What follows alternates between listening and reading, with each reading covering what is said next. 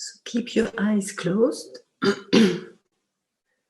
And once, like we did, you cross chakra by chakra, you come to understanding your light and your shadows, your light and your ego program. You can come to reach a place of spontaneous openness, where you don't need to think what is here, who's knowing that, how do I feel now, who knows that, who am I, is ego who I am. So you come naturally to a place that we can call like steady openness, which means you're no longer afraid to be open to seeing your ego. You're no longer afraid to acknowledge the so-called weakness of ego. So you come to a place after seeing it and recognizing your light of natural openness, where there is security inside, a sense of safety. I have nothing to fear. I have nothing to lose. I know who I am. And therefore I'm open. I don't need to think. I can, through my heart, be aware and feel what to say and what to do. So when you come to this place where there is both self-knowledge and openness, because you've known your ego program, you've seen it, you're no longer afraid of it, you come to this place where you can trust yourself. And this is a place where the sixth chakra opens, what we called the moon and the sun, both the feminine and the masculine, they are united. And to reach this place, there are different teachings. Some teaching advise to first concentrate on self-knowledge. I know who I am. I stick to my silence. I reinforce my inner stability, my inner self, the pillar within me, the anchor. So some teachings focus on that through meditation, through self-inquiry. Hold on to your silence. Know your silence. Know you're already perfect. Hold on to that. Some other teachings will focus on openness. Know your shadows. Integrate your ego. Accept it.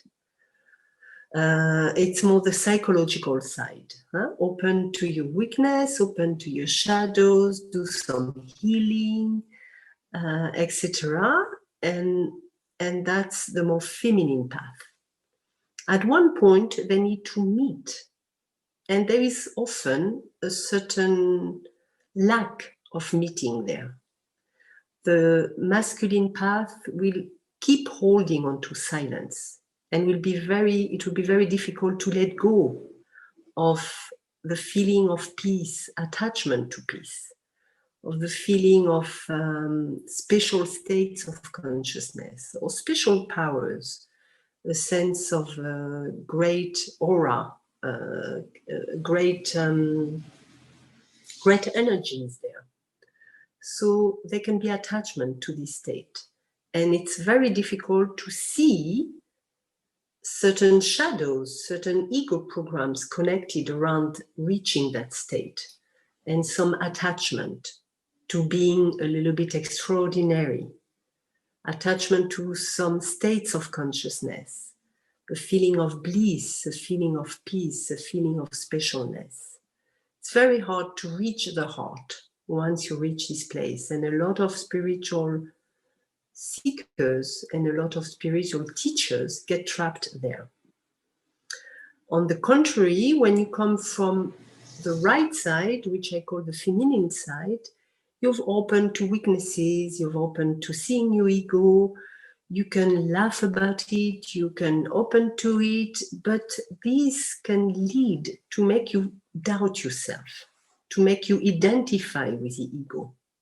I'm not good enough, I'm not silent enough, I'm not special enough, I'm not that spiritual, I'm still trapped there, I haven't healed enough. All of these questionings, all of these self-doubts are the results of the feminine side, which focus on healing and which focus on ego awareness. So both paths are very important, but again, both paths need to meet, and that's the sixth chakra, where self-knowledge, self-security, stability, inner silence, inner peace can meet and be open to ego. And that's a funny little state where you're both attach and detach, when you're both concerned and not concerned, when you feel like you love and you don't love. It's a funny place where you're like a little bit nothing. You can care and not care. It's a funny middle point where you're in between these two. Everything is important and nothing is important. So how does this manifest within? It is both a caring, because this movement comes from your heart and the understanding that we are all one, but at the same time, you're free from looking for results, looking for being appreciated, looking for being loved because you've accepted yourself. So you're also free to say what you want and to accept to appear unloving, to accept to appear uncaring. So you're free to be yourself. And within it can be a strange little state, maybe, for people who are idealistic on the way to spirituality. It's a place where idealism doesn't understand you. It's a place where what is high doesn't understand you. It's a place where what is low doesn't understand you. It's a place actually where you can be a mirror of a lot of patterns which are not integrated and will be projected on you. So it's a place that we have to understand. It's a center point, what I call the point zero, this meeting place between the plus and the minus, the feminine and the masculine, which we can call the meeting of essence and existence, the source within all of us, the source of all, where you're both free and connected to all that is limited also, connected to the matter, connected to the world, connected to the form, connected to the body. So you're both unlimited and limited. You're both free and trapped at some level. You're both all. All is within. So I wanted to make you understand this, and it's a very important chakra that is often not so well known. And to reach this place, like we said, we have to have understanding, and that's why I will make a differentiation here between some spiritual terms which are often used in spirituality. There is often some use of some words as awakening, enlightenment, and self-realization. What do we mean exactly by that? And there can be quite some levels of differences according to where you come from, which path you've used. And I think it's very important to really specify this so that the spiritual ego doesn't pretend anything and doesn't get a chance to be caught a little bit in its little specialness. So we have to be very clear between what it means to awaken. And to awaken is when you suddenly realize, wow, I am no longer asleep, Wow, I realize there is something beyond the body, something beyond my little mind, something beyond who I am, which is within everybody, And awakening is manifest as a wow, one day there is a I understand, It's like intellectual understanding, but that really gets you, that really holds you. And from there, you cannot go away from this path of diving deeper, of going further on the road. There's been this, wow, there is really something beyond. So I call this awakening. And if you have this understanding of who you are, of the essence, and there is openness to also all aspects of ego, all aspects of the limited self, this meeting of the feminine and the masculine leads to, at one point, this meeting place, which is a little explosion within you, which I call enlightenment. You see the light. It's a meeting of the feminine and the masculine within. It's a little explosion where you happen to see the quality of the light as truth, absolute truth. And it's not a word that comes to your mind, it's an experience. You see the light as truth, which is all knowing, all sensing, all seeing. So all at once in the now. So this experience is a little revolution inside, and it's like, wow. And from there, we may think, well, that's the end, but no, that's not the end. You open more and more and more to the tree of life. You can have the masculine and the feminine within you that has united, and therefore it's the end of the games, I would say. The end of the games with the two sides of yourself. They're reunited within. But this awareness will bring you to more and more and more deeper openness, not only to your psyche, but to all aspects of the psyche as the tree of life. So you open to programs which are not directly active within you, but which are still active in the tree of life. Not only your branch, but all the branches. So this, at one point, this knowledge of the waves of the ocean, of all the branches of the tree, of all aspects of programs and ego within who you are, I call self-realization, where at one point you've danced through life, you've met the waves of life, you met your ego program, you know yourself not only as light, but you have met also all aspects of ego. And this I call self-realization. And at one point, you'll also reach steadiness through self-realization. Doesn't matter, all of this doesn't matter. Don't forget who you are. Any state of consciousness doesn't matter, but there is an evolution. And this evolution will lead to feeling more peace, more joy, more love. But this is a result. It's not something to look for. If you look for it, you miss the point, which is pure openness to here and now as it is experienced within.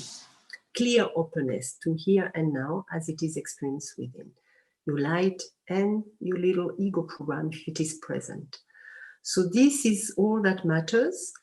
In a way, nothing matters and ego doesn't matter. In another way, it is very important to be aware of it, as you know that as a tree of life, as being one with all that exists, you cannot deny ego, because a denial of ego is a denial of your nature, is a denial of the world, is a denial of caring. And if you don't integrate your ego, if you don't want to see it, you're still not whole, and you're still not holding the hands in a deep way of others. So this has to be known, and from this point of view, you come to that place of understanding where nothing cares, nothing matters, and everything matters. Again, you know, these two sides and the dance between these two. So it's a session today to ask about masculine. What do we mean exactly by masculine feminine integration? What are maybe the strength of the masculine and the weakness of the masculine energy within? What is the strength of the feminine and what is weakness of the feminine energy within?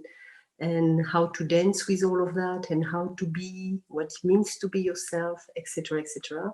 So I welcome you to ask any type of questions and to open to whatever you have in your mind or feel like.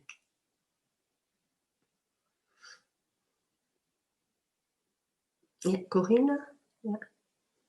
Hi. Hello. Hello. Feminine Hello. team, it's all girls, huh? Where is our masculine integration?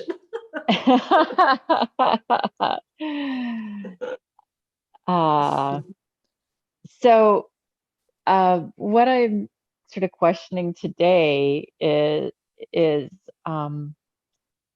passive aggressive stuff, like at the feminine, women often we've been taught to not argue, like I was taught to not argue by my mom. I was spanked if I argued, and I tend to be, like if like how do I say this? In a place with a group of people, I can be outspoken and say something contrary, but one-on-one with a man, I have a very hard time disagreeing. I disagree with women one-on-one more than I disagree with men one-on-one. And there's kind of a fear of punishment, a fear of, that of being physically harmed or something, even though that isn't my experience with men. And, I'm trying to sort of just find a way with this, like how do I speak my no? How do I speak my truth when it's disagreeing with a man? Mm-hmm, mm-hmm. First of all, you have to understand, then we'll do some healing a little bit, but first of all, you have to understand this is a very, very old pattern. When, as women, we spoke our truth, and at the spiritual level also, we've been punished somehow. Accused of being a little bit crazy, accused of being emotional, accused of being not right, accused even of lying, or even using information when we give information. It's been a lot of,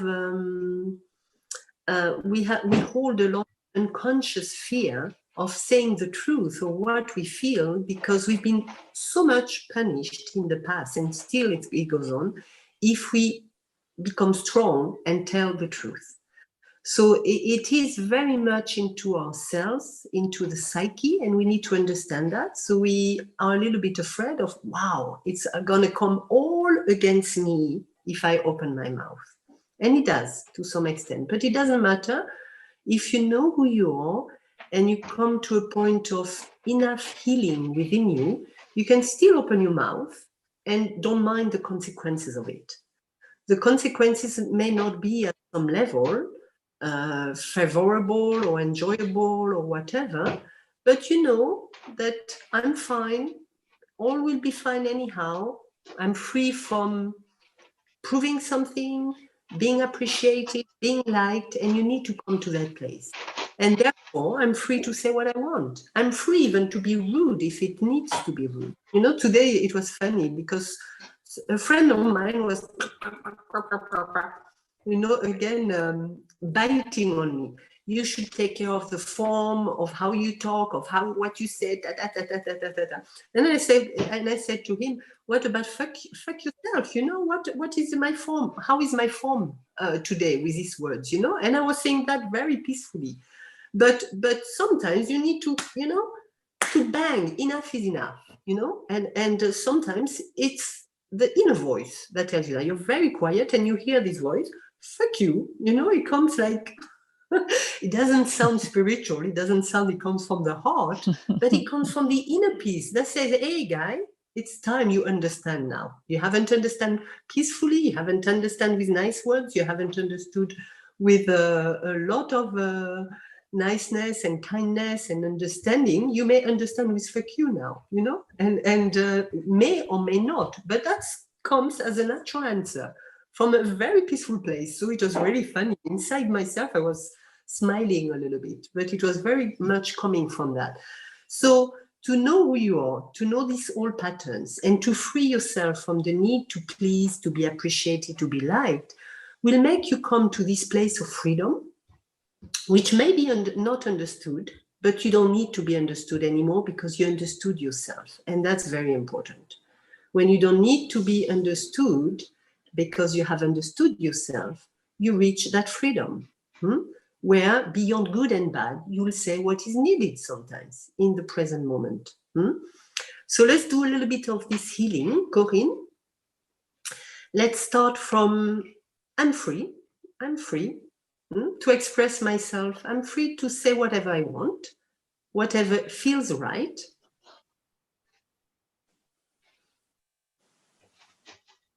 I am free.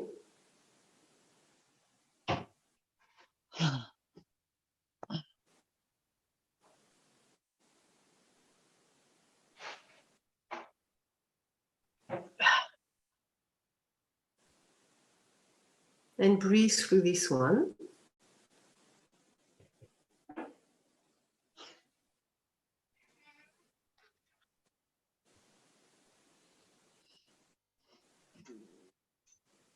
Okay, comment. Mr. Negative test.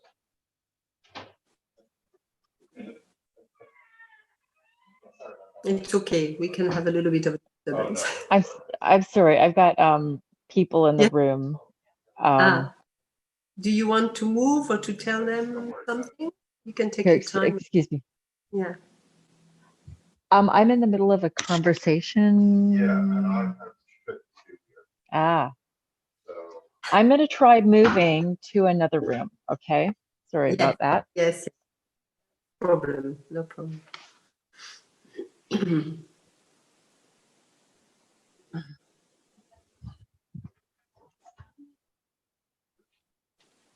I don't know where to go.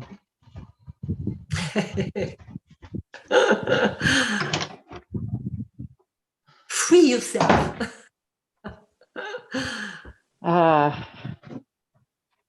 Okay. Now I'm in the cold room. All right.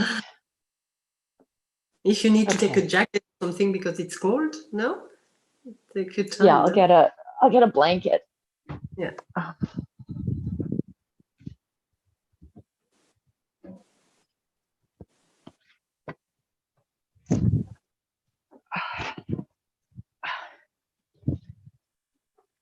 Okay. All right. Good, good, good. So we get Thank back you for to this. waiting.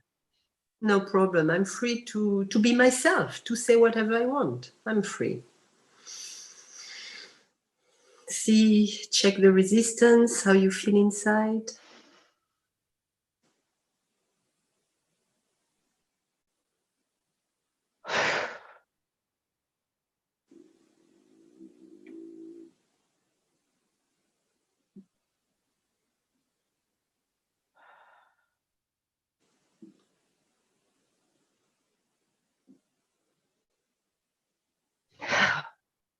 Yeah, it's really, there's a lot of resistance to saying I'm free to say whatever I want to say. And Time. Take your time. tears come up. Yeah, let them be, let them out. Take your time. It's your time, and you're free to take your time. It's not egocentrism. It's not egoism. You're free. So even you saying that, you're free to take your time. There's some belief that I'm not free to take my time, that whatever I say, I've got to say as quickly and succinctly as possible. You don't have the right to exist a little bit, to have your place, to hold your place. So hold it, be there, and don't be afraid of that. Take your time. You deserve it.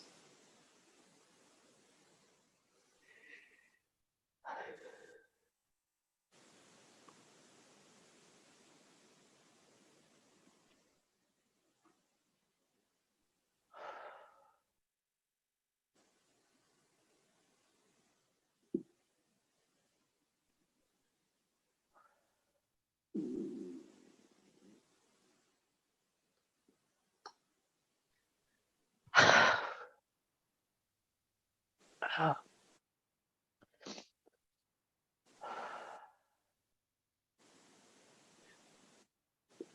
Mm.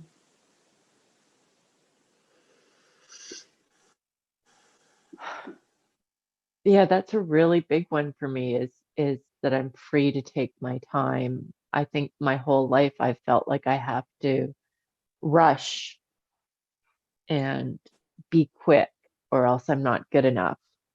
Yeah, and to be accepted, to be to fit in to all of that, huh? But no time for yourself, no time to be yourself. Huh?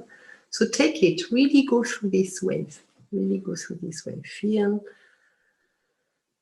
and cross it, go through it, breathe with it. Let all emotions come out and come up.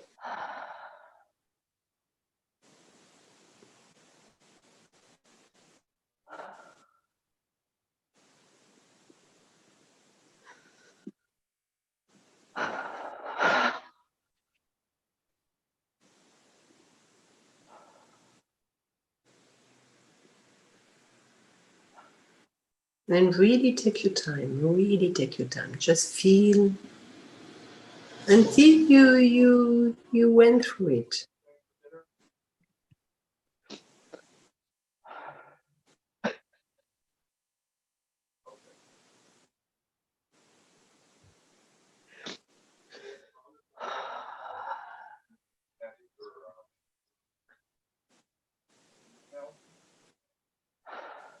Yeah, so both of those, I'm free to speak my mind and I'm free to take my time. They're both, Yeah. there's a lot of constriction around them. I don't need to please anyone.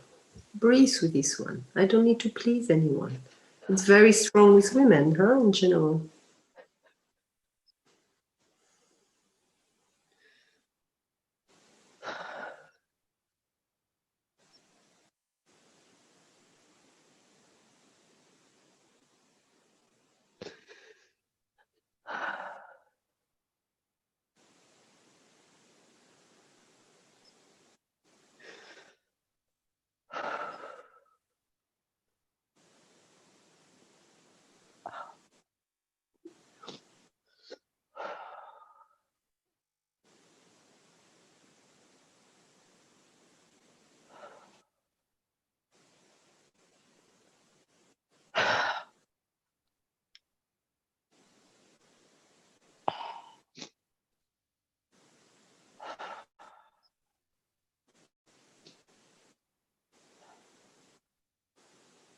Do you feel more space inside?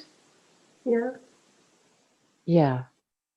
I don't need to be accepted by others. Breathe with this.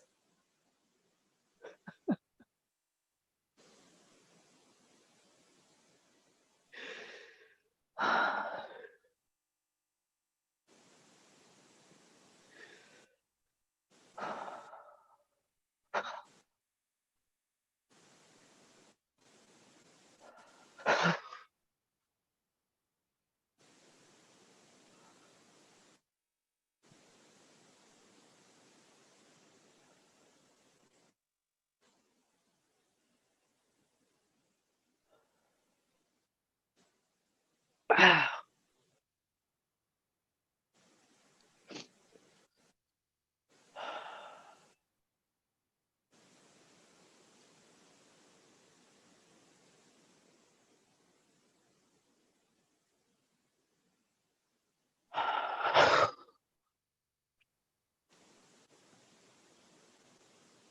Yeah, it's interesting when I feel down into my body with that. It's like there's this big wave of power that comes up that has an angry tone.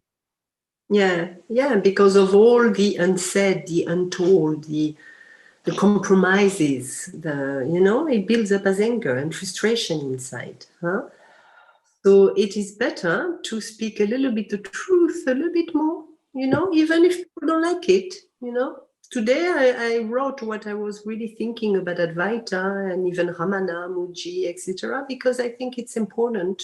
Sometimes as women, we become very good diplomat. We should not disturb anything. Men don't care. They say their truth and everybody believes and everything. And women, if we say a little bit of this or that, or criticism of this person or that, we don't allow ourselves, usually, because, oh, wow, that would be too much to say, too disturbing, people will not like me, will not be appreciated, and then we don't say what we really know and feel and want to share. And it creates a lot of disturbance, actually. It creates a lot of lack of respect, actually.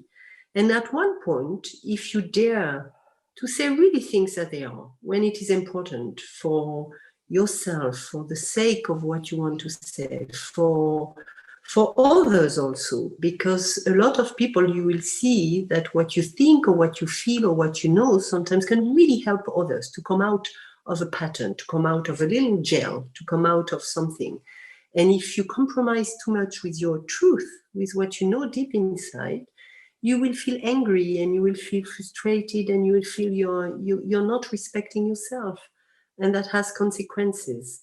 So speak your mind, but first of all, understand yourself, know yourself, and accept yourself. And once this is done, the rest doesn't matter. Whether people like you or not, appreciate you or not, recognize you or not, you're free. And that's the way to your freedom. That little healing that we need also to do. It's one thing to recognize your light. It's important to also do a little bit of healing to express your light, to make it talk, to express its freedom, to express its voice. The light is not only silence, it talks. Silence talks as your freedom to be yourself. So I fully accept myself, see how it feels inside.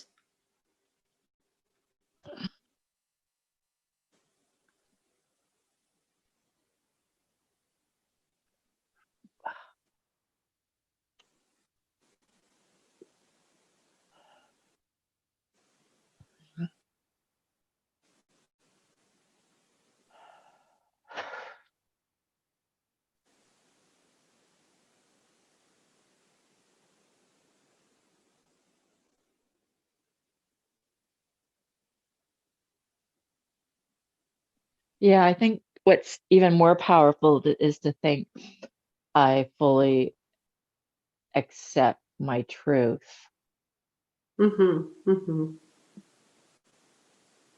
Yeah. And the feminine has a very unconscious and hidden pattern in the history of the psyche, in the history of time even. The feminine has been, how do you say this word, spoliating from truth. The truth of the feminine has been used and stolen. I don't know if that's a word, but I don't understand, no. The feminine, because of the openness and the heart, has know and feel the truth inside, the truth from the heart, and has walked the path. And this walking and this knowing has been used by the masculine at a certain point, has been used, and the feminine has been eliminated, and the masculine has been standing off, I am. A little bit. God is him. The divine is always him, referred as him. The women, Holy Spirit, this and that, is a little bit a shadow, but doesn't stand in the same position as him. And this is the original mistake we've been doing to our humanity and to ourselves. The feminine has doubted herself and the masculine has used her.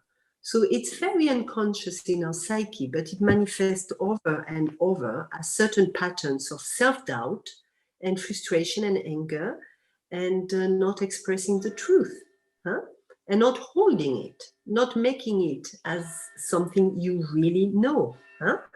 So holding this truth is very important. So I hold and express my truth. And don't be ashamed of it. We've been told we have to be ashamed, as if it was even a mistake to have it and to know it. It's very deep in our psyche. So know your truth, hold it, and respect it.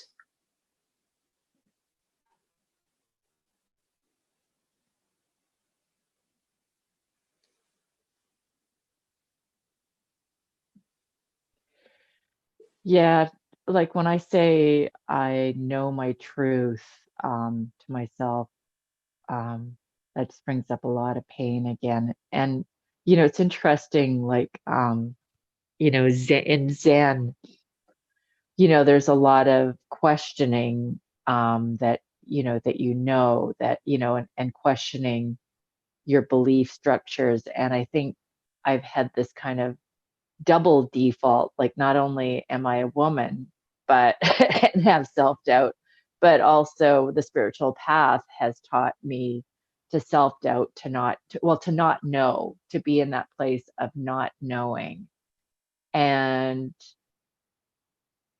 to integrate, like how do, you know, I guess that's a question for me, is how do I integrate both that kind of curiosity, like maybe I don't know, you know, maybe nobody knows, with, oh, something inside me is telling me that I know this. So if you can question yourself, Corinne, if you can accept your ego, and this is why it's so important to do it, because if you can recognize your light and accept ego as fear, self-doubt, arrogance, vanity, this and that, jealousy, all aspects of ego, and you're at peace with it, you will know, because you're in touch with your silence. You're in touch, you have crossed waves, the walls within, the resistance, as fears, jealousy, all these troubles, the walls between, over your nature, which is the openness and the silence, the inner voice. So once you cross that and you know yourself, don't doubt yourself. And that's the beauty of self-knowledge as a whole, as light and as shadow. When you cross all of that, you come to a place where you know the truth and you feel it. And people cannot tell you blah, blah. And at that point, you have to trust yourself. That's your responsibility at that point, not to doubt your inner voice. Once you know yourself, and that's why self-knowledge is very important. Because if you know yourself, you're strong. You're very grounded, very strong. And you have accepted yourself. So you're free from people acceptance. And that's also your strength.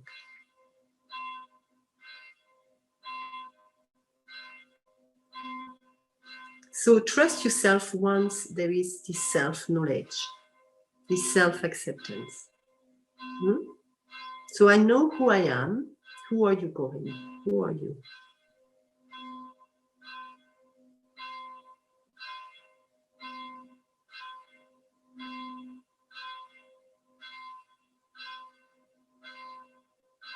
I'm that which is being aware of all of this. Exactly.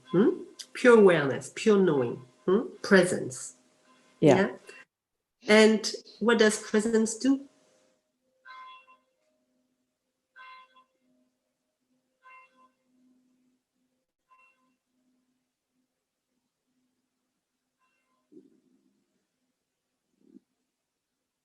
Well, presence is just noticing and noting and being aware and Sorry, observing. I thought my telephone was off, but sorry. Oh, how can I? Oh, it still rings, even if I don't. It's off and it still rings. Well, the mystery of a telephone. So, yes, at a certain stage, when you inquire, you see that presence knows. But this knowing becomes so natural after you know yourself. See that this presence is just an openness, a spontaneity. It has no fear, no limit, no barrier, no self-need for protection, because it recognizes itself, you know it's safe, you feel strong, because all of that is healed and safe. You know who you are. You understand? So there are different stages. At one point, pure knowing is awareness. I'm aware of this, of that. I have a certain auto-reflection, auto-analysis. That's very important, to build up that strength. To build up that strength so that at one point, there is no longer a need for self-reflection, for self-inquiry, for for looking within. There will be the spontaneous, the natural state. Your spontaneity will take over because you healed yourself. I know who I am, and I'm not afraid of ego. So I'm not afraid of myself. So that gives that freedom to be yourself, to be light, to be spontaneous, to say your truth, to accept not to be appreciated. That gives you that freedom. So at one point, presence is your spontaneity, your natural state. Before that, it has a self-analysis, a self-awareness. You understand? Maybe, you know, I'd say one of my limitations and strengths is the spontaneity. I tend to say the first thing that comes into my mind with people or when I'm doing things. And the first thing, and sometimes that's ignorant to say the first thing that comes into my mind. Like I just kind of like let the flow out. And I find at this point, I'm also trying to rein that in a bit so that I'm kind of have a clearer picture of everything. I understand more the situation before I let the first thing out of my mouth. Yes, yes. We go through different stage, when we awaken and realize, wow, I am consciousness and I have wounds within myself as ego patterns. We have to be vigilant, or a little bit careful, aware. We have to have that light, which is very aware, very, very careful. So it manifests in our daily life as, okay, whenever I don't feel comfortable or people don't feel comfortable with me, that may mean my ego pattern is active. So I can quickly recognize without thinking too much. Once you do the spiritual work, you come to a point where you could quickly recognize, oh, I feel disturbed or I disturb others. It comes to this conclusion. I feel disturbed or I disturb others. So you can think, okay, ego, I breathe, I connect to my heart, and then I try my best from what I feel, from this embracing. So we come first to this presence, to this understanding of ourselves, where there is both presence, self-awareness, awareness on ego, breathing to reconnect to the heart. So there is a little exercise, a little path when we come to become aware. It comes more and more as a work a little bit, a natural work. But we do it because there is a movement towards being more aware, towards being more whole, that wants to feel more at peace with ourselves and at peace with others. So there is naturally this little work. But once you've seen through your spiritual path, your pattern here and there, you've identified it, you come to understand it. And when you come to this point, and that's why I help you to work with words, where no more words affect you inside. There is no more block with you, within yourself, with words. I am the light and I am bad. If you come to work with words and both don't disturb you, I am the light, I am perfect, and I am imperfect, I am ego, or I am bad. It's not serious, this identity, but if you no longer believe it, or if you're no longer affected by these words, you're free from them.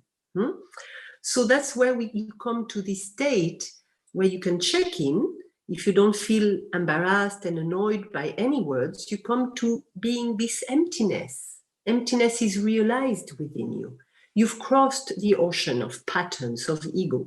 It's realized within you. At that stage, you need to trust what you feel.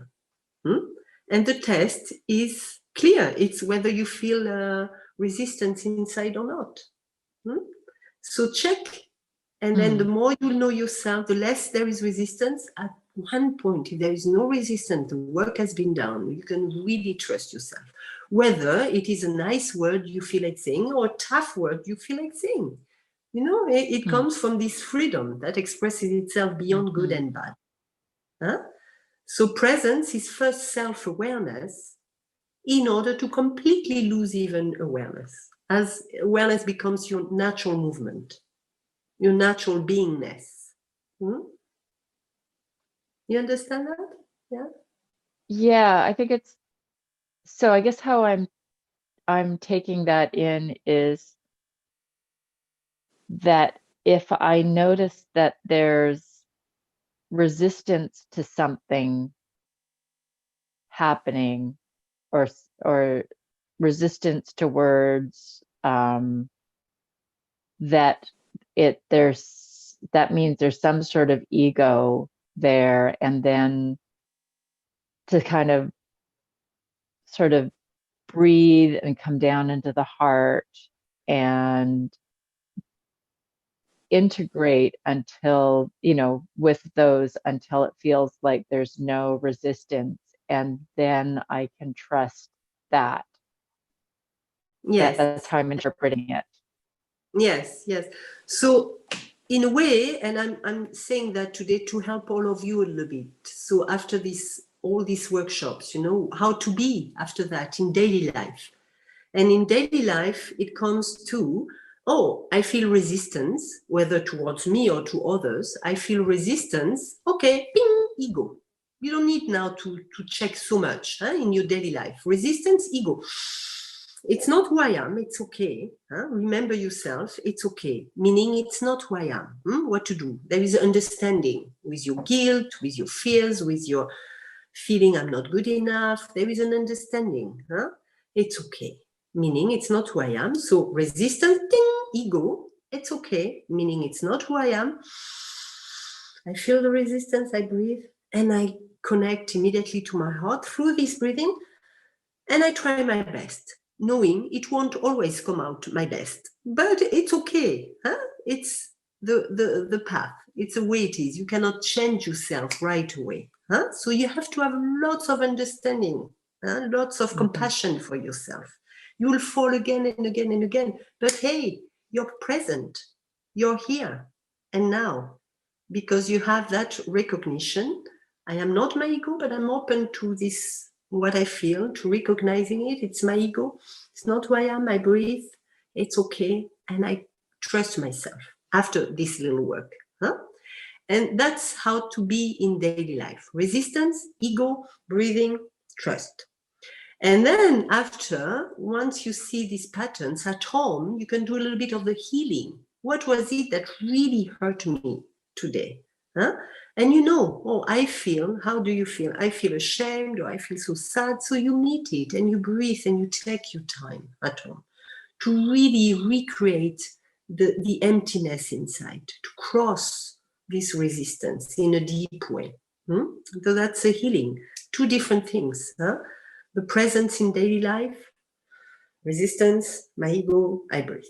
And the healing at home, to cross and heal and be able at one point to really trust yourself, because you crossed these waves of resistance inside. And then really trust yourself. And then you'll feel the strength, because you know yourself, you accept yourself. So you can trust yourself. That will make you feel strong, no matter what. No matter what you feel and how you feel and what other people think. You'll feel that strength. Yeah. Yeah, that's very helpful. Thank you. Yeah, was it? Yeah. Yeah. Yeah. So do you know your pattern quite well now, Corinne? You've seen it through the workshops, or from what people shared and expressed? I think there's still a fair amount to learn, but what I'm really getting these days is to pay attention to to feel very deeply into the body when there's something that feels disturbing, and to like breathe right the way down to my perineum, like just breathe and feel it. And then there's, you know, there's often shaking that's coming up, like, as I really open to whatever it is that is feeling uncomfortable. Mm, mhm, mhm. And don't forget to end the healing exercises with I understand myself and I trust myself. And I'm free to be myself. Yeah. Yeah. To finish with this. Yeah. Yeah. Okay. You're welcome. You know, like I also am just kind of wondering, you know, as you were saying, that so much of this is just in the female psyche, you know, over millennia, you know, what we've gone through. And I sort of, it's kind of like I want to just sit with that and breathe with that. Like, it's just like, oh, this is the female paradigm on this planet, is And it this whole is thing. it's been my discovery on the spiritual path. I had no idea. I was not even a feminist, but I discovered, my gosh, the deeper I would go into self-knowledge and openness to the ego patterns, the more I discovered the resistance to the feminine in a very unconscious way. The masculine, with a tiny little mistake, we find excuses. Oh no, that's not really a mistake. We misunderstood it. It's not said because of that. We find excuses. The masculine is always right. The feminine, the least little mistake, she's accused way beyond that mistake. And that's such a tendency. And all excuses I found that with Advaita, there's so many gross mistakes, you know, and everybody's bowing down at it and admiring it, and all these sages and this and that, but they created a kind of lots of difficulties for the spiritual seekers, lots of difficulties that are very hard to overcome if no one points at them. And you cannot nearly say that as a female teacher. You'll have lots of voices against you, but it doesn't matter. Find that freedom, because there are many mistakes that have been made by masculine teachers that we cannot even mention. That is not allowed to say. You'll have lots of shield against you, but find that freedom to not to have to please anyone. And heal the feminine and show the quality of the feminine. We have that responsibility today to go beyond these old barriers and limitations, and that have made so many that are still all operating through the world. And the fear of the feminine, which is a fear of truth, is so strong that we have come to this point in history where we even have to have a mask. We've masked our ego. We have created masks towards our ego out of fears. The fear to see ego, because there was a fear to identify with ego, and a fear to create more ego by allowing to seeing it. The deep fear behind all of that is that if I open to my ego, it will become stronger, which is the opposite. You can experience it within your body when you're open to seeing your ego, even as an identification. I am bad. You will breathe with this false identification, but which some people believe. So it has a room within you, if you believe it. And you breathe with it, and you see that it doesn't become stronger. It dissolves. And people really have to understand that, because they accuse the feminine of creating ego, of creating trouble, of opening to darkness. She's a dark force, you know, because she points at the ego within. And this is so much mistake. She would be accused to be the devil because of that, of creating trouble, whereas it is a masculine piece and mask of light and impressive powers and this and that, that is creating the trouble by not wanting to recognize its own ego and projecting on the feminine in very subtle ways, in very few insidious. But once you see it, you acknowledge it, you recognize it, and you stop doubting yourself, you help the shift in consciousness. You help, even if it's a tiny little bit, you will help that shift. And as the feminine, as women, we have more a little bit of this feminine energy. We should not doubt ourselves with this. Huh? I'm not saying don't doubt your ego. Know your ego, but once you know all aspects of it, don't doubt yourself. Huh? And that's a force of the feminine. She can question her ego. And once you have this clarity, you can question your ego. You come to that strength within of feeling very strong and not being dependent upon other people's opinions, and holding your truth. And that's very, very important, Corinne. We need to come to this understanding. So I'm still feeling unclear about like this ego. We recognize that we can recognize there's ego when there's resistance. Is that it? Is that Yes. the ultimate test? Yeah, if there is resistance in the body, there are memories. So there are walls over, there is what I call a filter or a wall over your free nature, which is free in essence. It is free in itself, but it has layers on top of it, which is our memories as a body mind. We hold memories. A body mind is a filter. It holds memories, and it is stuck within some areas in our body where we don't feel there is space inside. Huh? We feel it. And when we go through this resistance, through this memory, only a memory. Ego is not who you are, it's just a memory. It's nothing a memory, but it has a little impact in you. So breathe through it to find really your essence and who you are. And by breathing with it, you see that this memory was nothing. It goes. Huh? And what remains is who you are forever, eternally.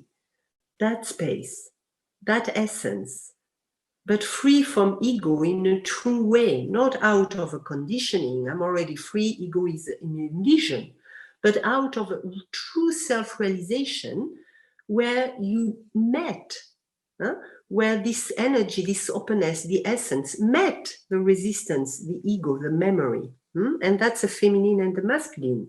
Not that the feminine is ego and the masculine is pure essence, but the masculine is mental understanding and the feminine is the openness. And through mental understanding, self-knowledge, and the openness, we can reach our true essence, which is a result of the feminine and the masculine union. Yoga. The term yoga means that. So we often, and I also do it, we often make the mistake to say that the masculine is a pure essence and the feminine is ego. But the masculine is not the pure essence. The masculine is a mental clarity, not the pure essence, and the feminine is the openness. And through the combination of that, as I know who I am and therefore I can be open, is the realization of your true essence. Mental, not mental clarity, but pure love or clear love, or pure love in the sense that you have what I call conscious love. You have consciousness and you have openness. So there is a meeting of both. That's the essence, the true essence of who you are, conscious love. Not only love or not only consciousness, but pure conscious love. The combination. Okay, thank you for spending so much time with me and Good, you took it. Good. Okay. All right. You're welcome. I think Rachel, you raised your hand. Yeah. Let me see if I can talk on my phone and not, I think it won't create a disturbance. Hi. Hi. So about Tuesday, I felt the full impact of my, I guess, nearly 60 years of anger. I never felt it before, and it was unbelievable. It was beyond any kind of experience I've ever had. And I just, I mean, I made sounds and I, said the words and I did everything. And I looked at well, one of the things I did was I made a picture. I mean, I just took my pastels and I just was drawn to taking very dark black and this deep green and sort of a brown, I don't know, and I wrote in white. I mean, I just kept just how it was just seen, I am angry, and the next day I was thinking, you know, I saw it and I saw that it was camouflage.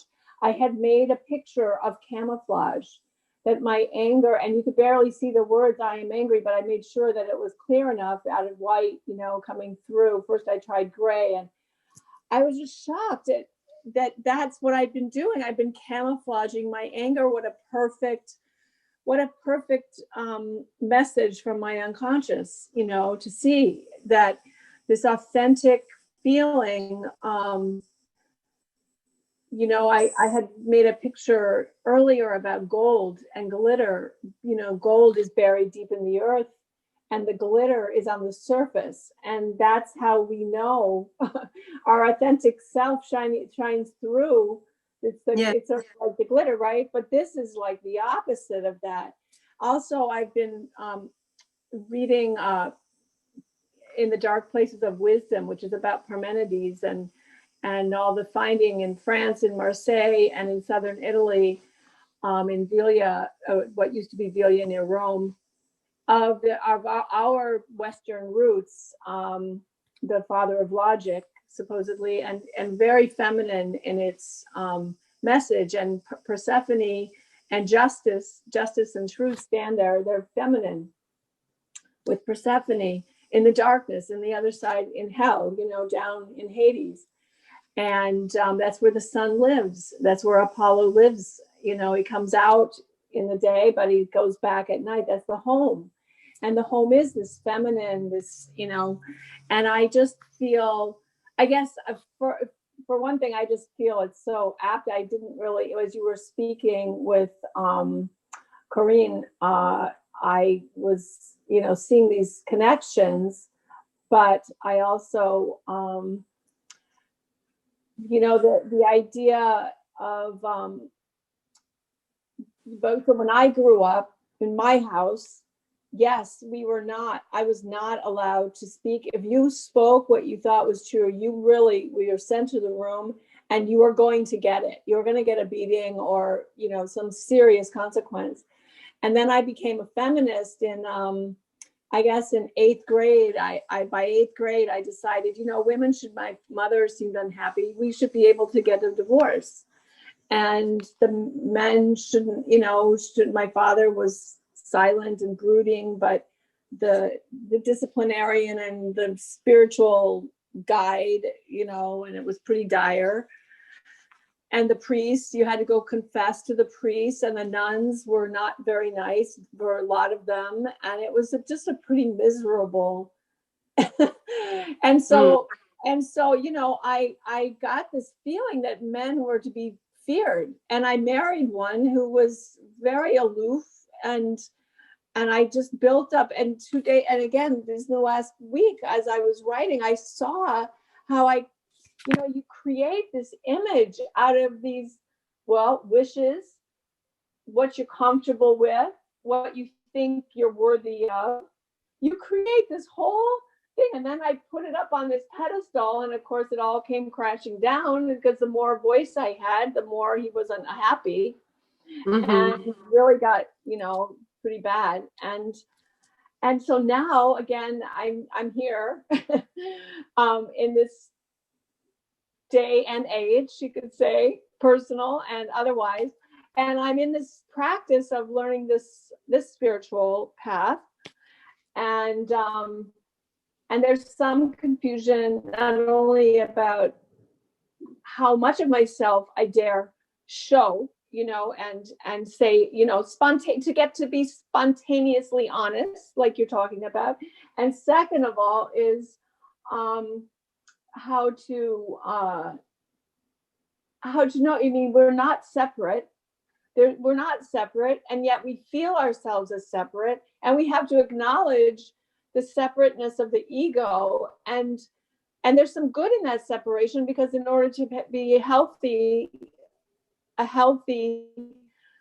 member of society and teacher and have boundaries, you know, my dreams are showing me, you know, where my boundaries were unclear physically with others and with myself, you know, my body. So there's a lot of confusion in that. And there's a lot of exploration and understanding too. Mhm. And ego is not, when you set boundaries or what you define as separation, it is not ego, it is self-respect. It is a self knowing how to dance through the appearance, through the maya, appearance of separation. It's maya. We have an appearance of separation, which is not true. But the self knows through the wisdom, through the knowledge, through the self-acceptance, how to dance with its different forms, which includes setting boundaries and limits, but it is not ego, it is self-respect. Okay. Yeah, the opposite would be ego. If you tend to accept it all and to say yes to everything in the name of your wholeness, it's a mental wholeness, because it doesn't take into account self-respect, which is as important as respect for others. So you really need to free yourself from, again, good and bad idealism in spirituality, to accept yourself completely with your light and your shadows. And once this is done, or to welcome your resistance, breathe, and then trust your inner voice. So step by step, here and now, how do I feel? I breathe if I feel resistance, and I trust myself. Or I feel very open, I just trust myself. So it's simple. The path is simple. It's always here and now. With what is here and now, resistance, I breathe and then I trust. Or I don't feel resistance, I just trust myself. And if I feel this same resistance coming over and over and over again, I do healing at home. Okay, what is this situation bringing? Okay, I am these old identities. I feel this. I breathe. I do the sandwich, like with practice. And then I do more and more opening to my emptiness by meeting the resistance, and I let this emptiness be within and express itself more and more freely, but without expectations, without any will for change, which is also an ego pattern. So that's why it's delicate there, because there is naturally a movement towards improvement, which is a natural movement of the heart once you awaken. And once you realize we're all one in this pool of humanity and we need to try our best. It feels like it naturally. So it's a little bit delicate to know how to do both, to know how to be effortless and still do a little bit of effort towards feeling better. So the key is that I try my best, but I'm detached from results. I'm not going to be trapped by, I didn't manage, I didn't succeed, I'm not good enough, I will never succeed. I completely accept how I feel here and now, knowing all what I feel, all what I think, all what my emotions are, is my ego pattern, but I'm not my ego. I know who I am. I know who I am. The rest, whatever it is, my feeling of failure, my feeling of being stuck there, my feeling of not being spiritual enough, my feeling of this, it's just ego. I'm not my ego. So there is both detachment from the will to improve and a natural movement towards improvement. That's the thin and subtle meeting of the feminine and the masculine, without being trapped by one or the other. You understand? Am I clear with this? Yeah. So I had a question, but it just popped out. Let me see if I can. So can you say more about the ego and you were just talking about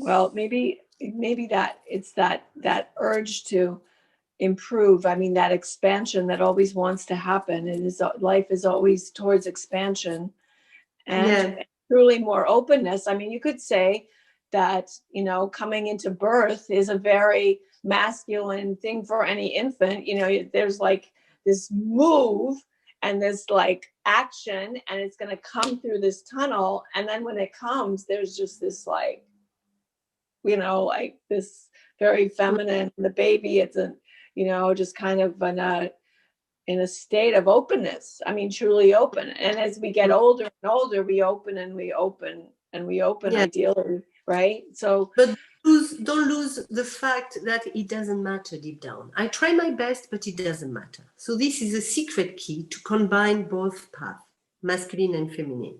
Huh? I try my best, but it doesn't matter. It still doesn't matter. But naturally, I try my best, but it doesn't matter. So you're both caring and not caring, concerned and not concerned. That's in borderline where there is your freedom.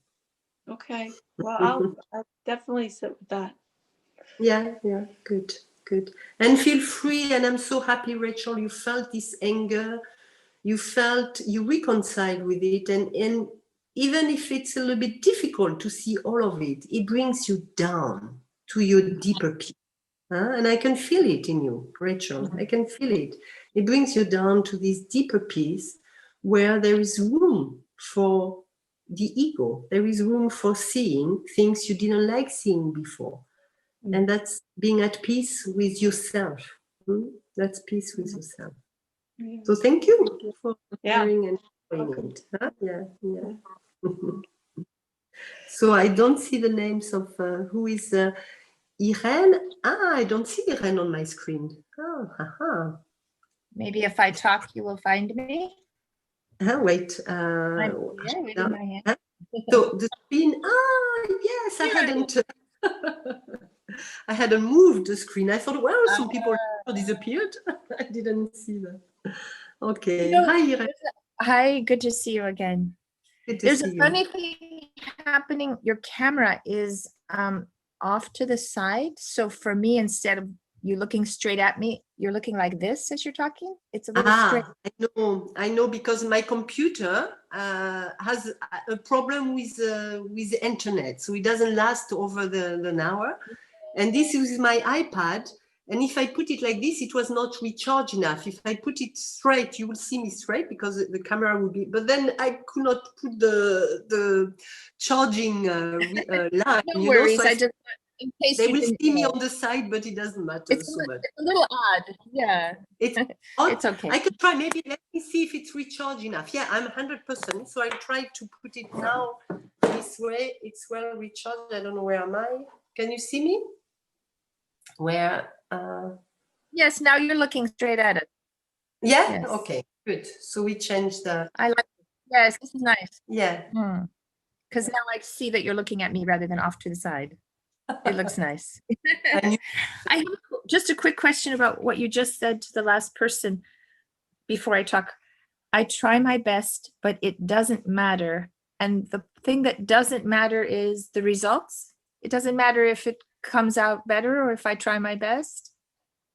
Deep down, understand. That's something we really need to understand, to combine this masculine and feminine. Who are you? For the presence, for the watcher. If you feel low or high, bad or good, down or happy, doesn't matter. Does it change presence? Doesn't change what? Does it change presence? Does it change presence? No. No. Presence will always be, the thing is that to recognize yourself as presence. So deep down, in absolute term, nothing matters, isn't it? Yes. In absolute terms, nothing matters. I know who I am. So that's the feeling of security within. That's a stability. That's a masculine within. The clarity. I'm no longer confused. I found my anchor, my stability, my strength, the masculine side, very steady, doesn't matter. So if you only hold onto that, the mental clarity only, which has not yet opened, the light that has recognized itself and only holds itself. So sometimes through meditation, we go back inside and we only want to feel that peace. We are into that holding of the light inside, the silence inside. Oh, I don't like this noise. I don't want this person. I hold on to my little cage, not cage, but my little space, huh? My little cave. That's the word I was looking for. I hold on to my little cave. Huh? That's very masculine. I found peace, but I'm not open. And actually, I put the hell out of my life. Hell out of my life. So the masculine feels very safe. All masculine teachings feels very peaceful, safe, feel like at home. It's not yet home, but it feels like home. That's why there is a little bit of confusion. Some Advaita path or whatever will feel at home because, wow, I'm in peace now. And some feminine paths, which are open to healing and knowing ego, feels a little bit disturbed and too emotional and awkward because it moves and I don't feel good and I don't know, I'm a little bit lost in the middle of this openness and receptivity and sensitivity. So the openness is the feminine, the light putting its attention on an object is a feminine. The light putting its attention on itself is a masculine. It's still the light, but it doesn't know how to be both, which is our true essence, our true nature. So, and through history, we've considered one good and one bad, and that's a great mistake of history. That's what we don't go beyond, and we need to go beyond. So in order to do that, recognize the mental clarity within and know that once you recognize yourself, is there anything to be afraid about? Yiran, is there anything to be afraid? Do you have anything to put out of your field of perception? No, because I know who I am. Is there anything to put aside? Who wants to ignore ego? Who wants to ignore ego? Maybe the spiritual ego. Yeah, the fear Wants of to it, a fear of it, ignorance, still ignorance and fear wants to avoid ego. But presence, who really know itself, who knows identification with ego is just a cloud. It's not who I am. Can welcome in its open field, open sky, all kinds of clouds. I'm not confused anymore. I can watch the gray cloud, the pink cloud, the purple cloud, the stormy cloud, the very thin and light cloud. I can watch also the total open sky. But I'm not confused. Whether there is an open sky and no problem at all, I don't take myself seriously. And whether there are big storms, I also don't take myself too seriously as ego. So there is freedom from both the high and the low. And you recognize yourself as a pure knowing, and that's it. And this pure knowing is also open. So that's a combination of both.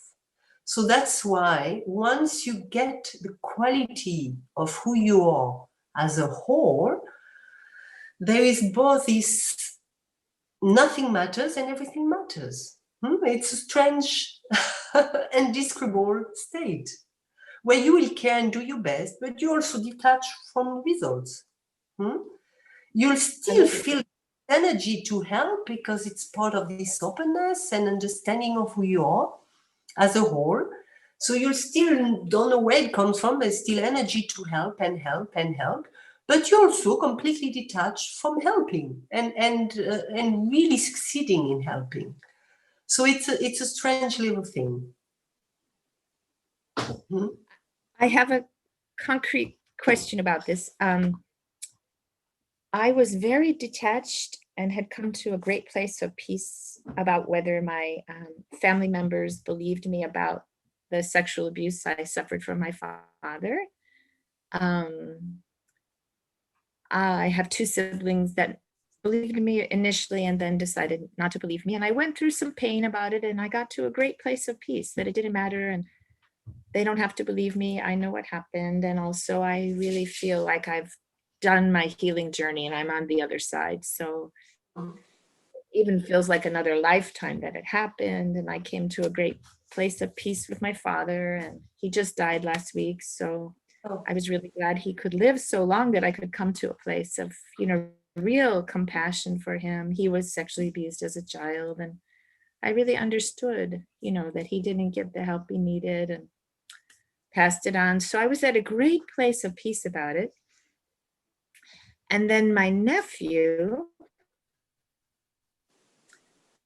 married a woman who's helping women who've been sexually abused, and she's a journalist for a major magazine in the United States, and has written the main articles on the Me Too movement and interviewed Woody Allen's daughter who was sexually abused. And this is her passion. And yet she's married into a family where I'm not believed, including, I think, her husband, because he's the child of one of my siblings that doesn't believe me.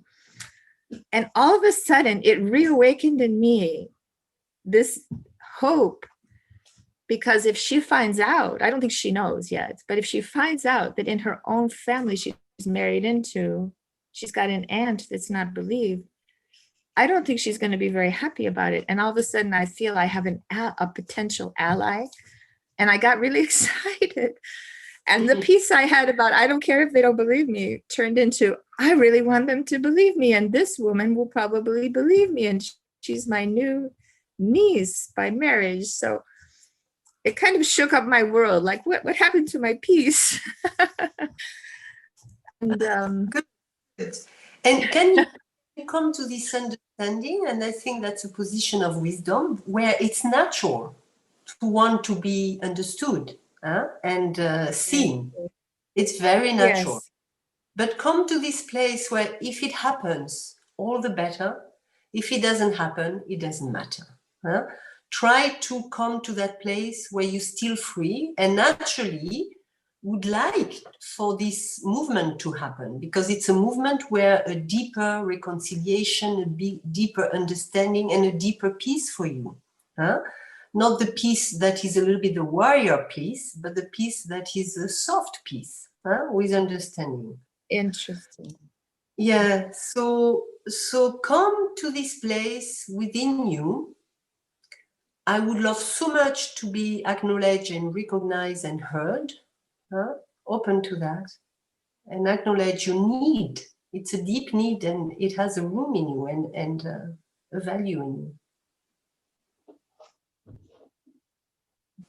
Take your time with this.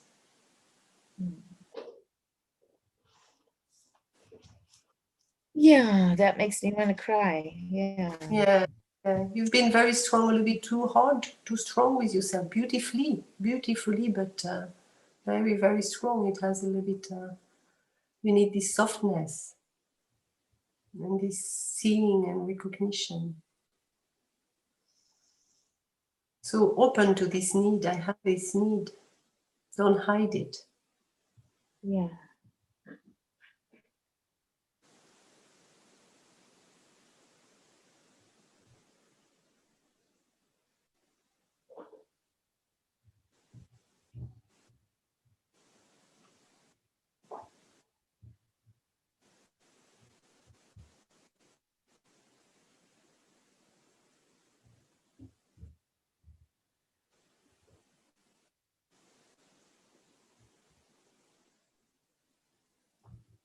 It taps into the loneliness of the child who could never say what was happening. Yeah. So, yeah, just feel this old wound. It's back to this old wound. It has a room and it has a right to be.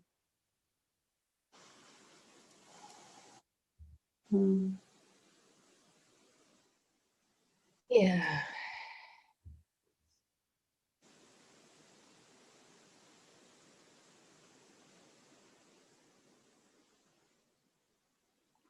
Even though I have a great mental understanding of why, for example, my sister won't believe me, because I actually know it happened to her too, but she has blocked it out. So of course she doesn't want to believe me because she doesn't want to know it happened to her. So the mental understanding is there, with great compassion for her inability to look at it. And and that's her path. And I used to think she should do what I did and heal, but now I feel like it's her path and it's different from mine. And so I have an understanding of why she and one of my brothers doesn't believe me, but you're right. I didn't want to kind of feel the pain of it. I wanted to be over the pain. Yeah. Yeah. So again, here and now, what is here? And there is this need and there is this pain that is still, there, and that's natural. That's natural. Huh? But you hold it and that's fine. You'll find the softness. And from this place of softness with yourself and not hiding at all, you surrender. You surrender without any idea of how it should be with her or how it should be with others. Huh? You feel in the moment, you feel in the present moment what the present moment will bring to you. Maybe some unexpected events, something you were not expecting out of your rationality, understanding, and fixing the picture. Huh? So surrender to the present moment, and you see that sometimes there may be a space for words from you, maybe not, but you surrender completely to the present moment. Yeah.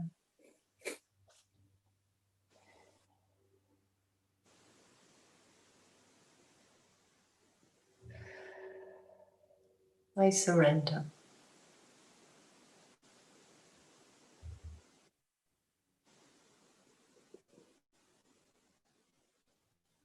It always feels more comfortable to set a frame of how to be, or what to do, because we feel secure within this frame of I don't need to express anything anymore, or I'm over that now, or etc. etc. It feels a comfortable zone.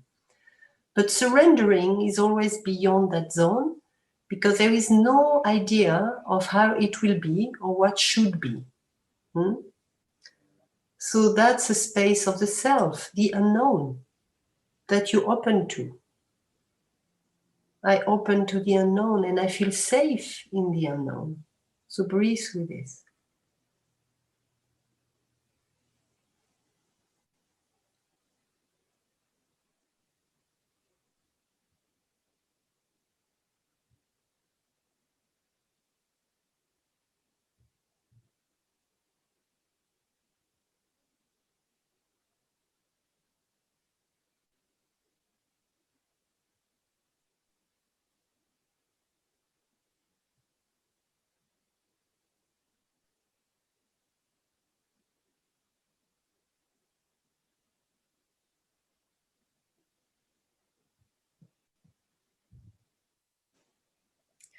When you first said, I feel safe in the unknown, it was not true for me, but I just kept repeating it, kind of like a reassurance. And I feel like it could be a practice for months to come, because I don't actually feel safe in the unknown. Oh, but I beautiful. would love to. I would love to feel safe in the unknown. Yeah. So open to this resistance, feel it until there will be space for it. There will be space. Yeah. You'll be a friend of these words, of the unknown, of the openness, pure openness, without any idea of how you should be, others should be, and etc. Yes, I love that. Yeah, that's a beautiful surrendering.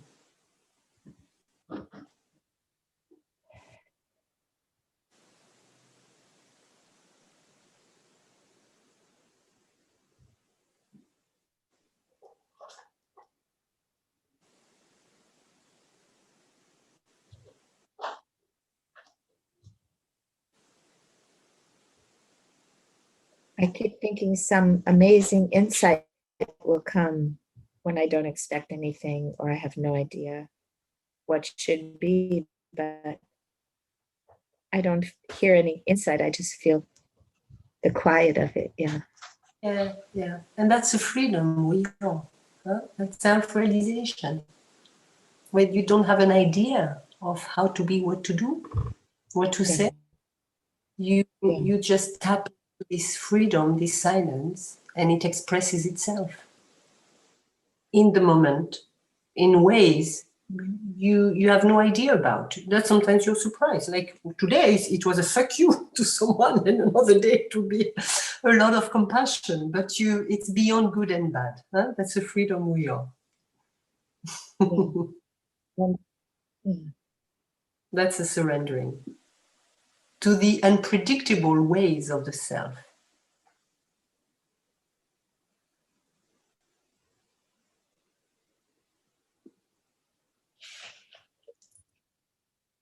We're having a Zoom memorial for my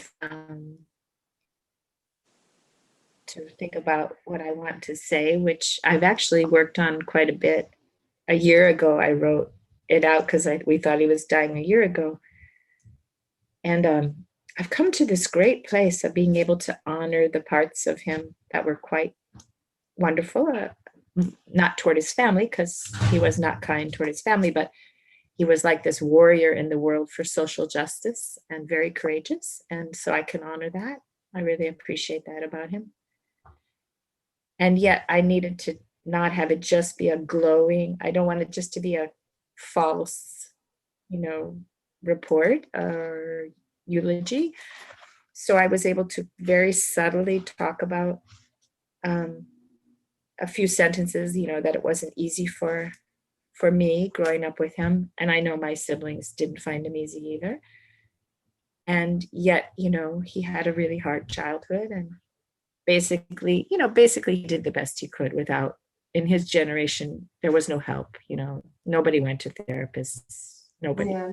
Very, Yeah. it was a big stigma. And I'm thinking about putting in, but so far I'm not sure it's a great idea, putting in that he did talk with me about having been sexually abused himself on the farm he grew up on.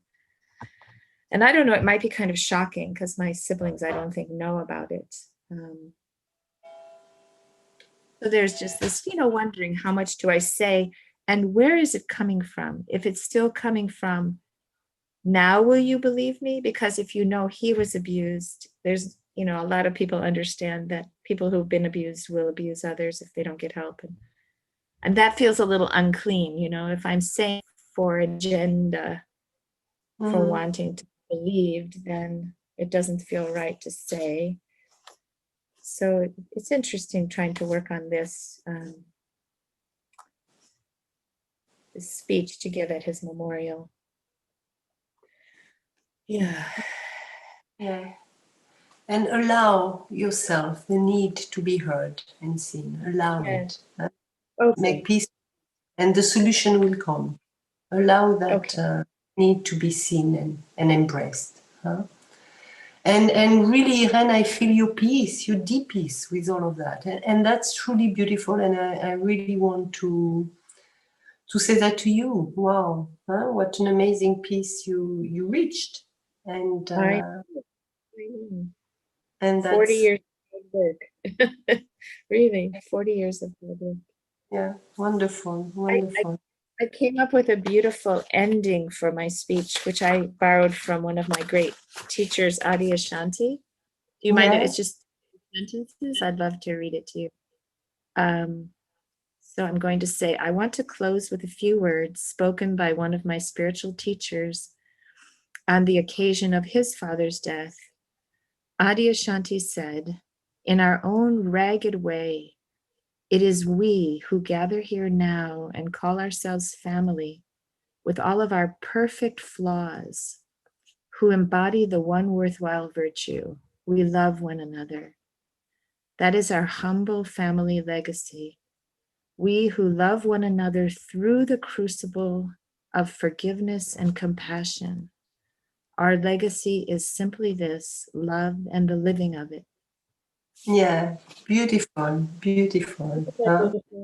You reached it, and you really manifested it, and wow, through a hard pattern, through a very hard pattern. So that's all the congratulations to you, Mihan. Yeah, Thank you. Wonderful, wonderful. Yeah, and to trust yourself Something is what. about being seen by you. What, Mihan? Trust yourself. You said trust yourself with, Yeah, and then it cut out. last little effort now is just to embrace still your little wound that is still a bit there. You need to be seen and recognized and heard and trusted. And once you can embrace that, Okay. don't think what should be said or done. You just trust what you feel. And you will see, it will come. The context will happen for you to speak your truth. It will happen, but have no expectation. Just I keep. guess I thought I was going backward. No. You have nothing to reach, embracing what is still in you. And that's never going backward or forward. It's here and now. That's a door. And that door will help you to see clearly through how to be, what to say. Yeah. Thank you so much. You're welcome. My pleasure. Thank you. Thank you for sharing.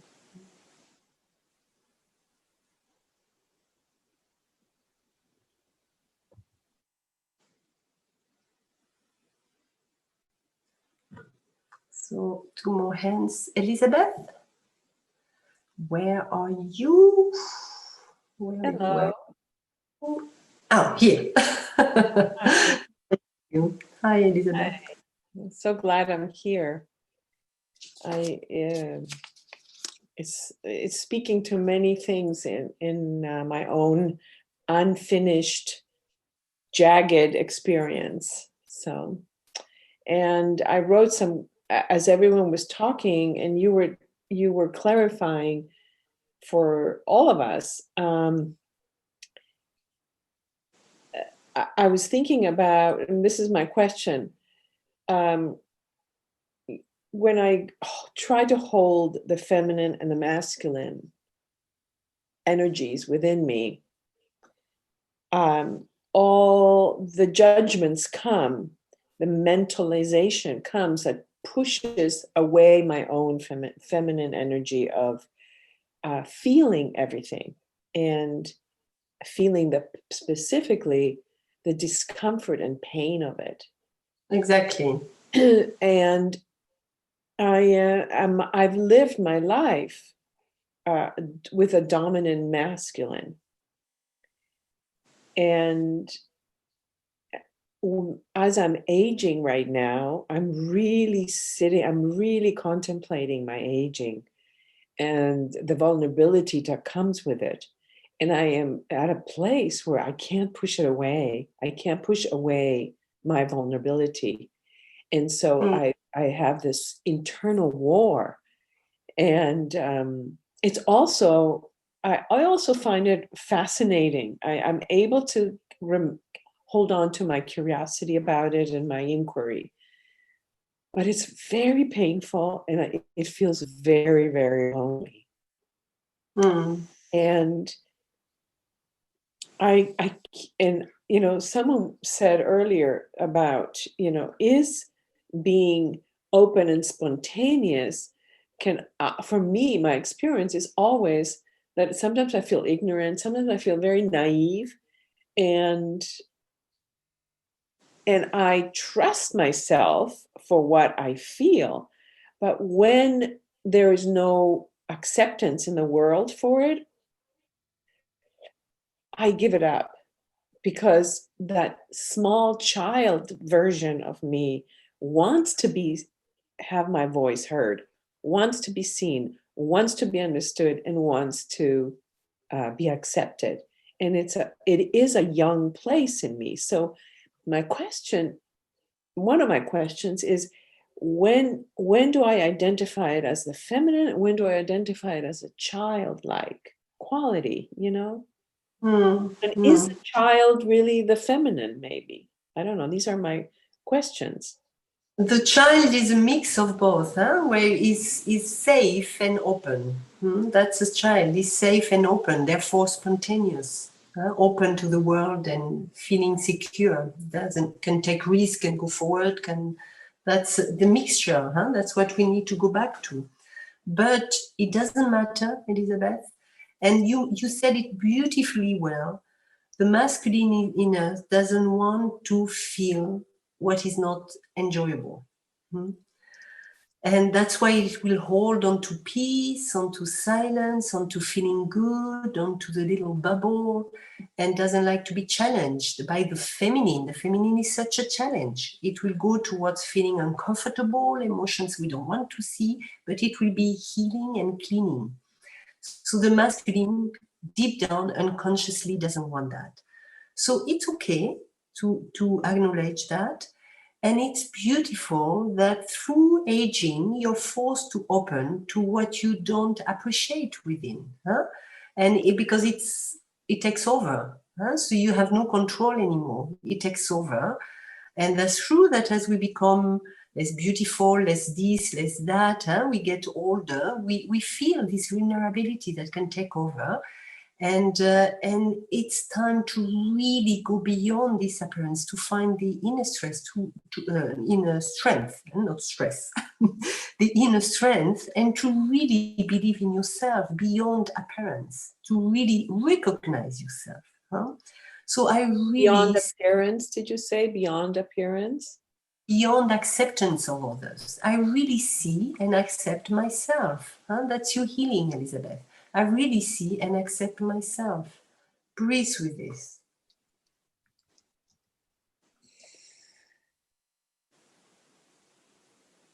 How do you feel with this? I have this righteous anger about it. And it is because I've known this for a long time and I've lived my truth. I've taken great, courageous steps, and I've stood in front of ugly, mean men many times. And I've done the right thing from my truth, from my being. I've taken many risks. And so I like that part of me, and I'm at peace with it. But when I sit with your invitation, the anger is attached to the loneliness, which I guess the loneliness is the vulnerability. Yeah. I feel so lonely, and I'm judging that in myself. I'm really judging my loneliness. It's very uncomfortable. Yeah, but if you can recognize yourself truly, completely, Elizabeth, you never feel lonely. Loneliness doesn't exist. You're with yourself. It feels full. It feels. It doesn't matter to be alone. You even enjoy this loneliness. Huh? So I'm never. I enjoy my solitude, and I have. The mountains are my friends, and my garden is, I'm always entertaining myself all the time. I'm very happy by myself. Yeah. So what do you define as loneliness? What is it? It's a lack of love and peace. Like, for example, I really felt that this whole process happened last night with my husband. Because I've been feeling really vulnerable. I'm saying that on a Friday night, I didn't want to watch anything about injustice. Like, I felt really raw with the world and the craziness and injustice that's in there. And I don't feel like I can really watch that as entertainment right now. I need something light. And I've been saying that, and my husband said, so you want to go watch the depressing Swedes, which is a show that we've been watching. So he put me down for for being vulnerable.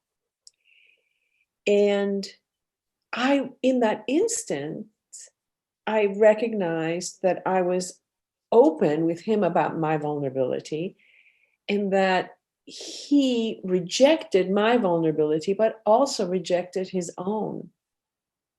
And so in that moment, I did what we've talked about with you earlier over the months, and I said I did not accept that. I stood up to it, and I used to fight back with my masculine, like fuck you, but it doesn't work because it invites increased fuck you from him. And then I'm locked into this masculine thing.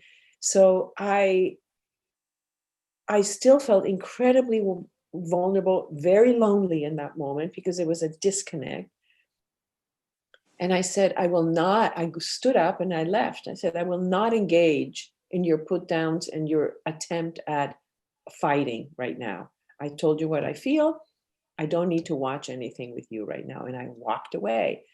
And it's me. And what it is in a way, the worst thing in my own vulnerable feeling is to feel disconnected and lonely. And it's the only thing that works for him is for me to reject him so he feels his loneliness. And I don't like it, but out of the two empowerments, it's the more effective because it always happens, and it happened again last night. So I prepared myself to read for the night in another room, and he came and goes, okay, I'll watch the Swedes. And because he didn't want to, for him, being rejected is worse than anything else. And he no longer has the benefit of winning over me because I no longer, I stay with my voice and my truth and the courage that comes with my vulnerability, But so it's not perfect because I did go back and watched I sat next to him and watched, but it's like, even today, it's like, ugh, it's like I still feel disconnected. It still feels lonely, and it still feels very conditional. And this feeling that I can't completely be spontaneous, and that's what is the loneliness.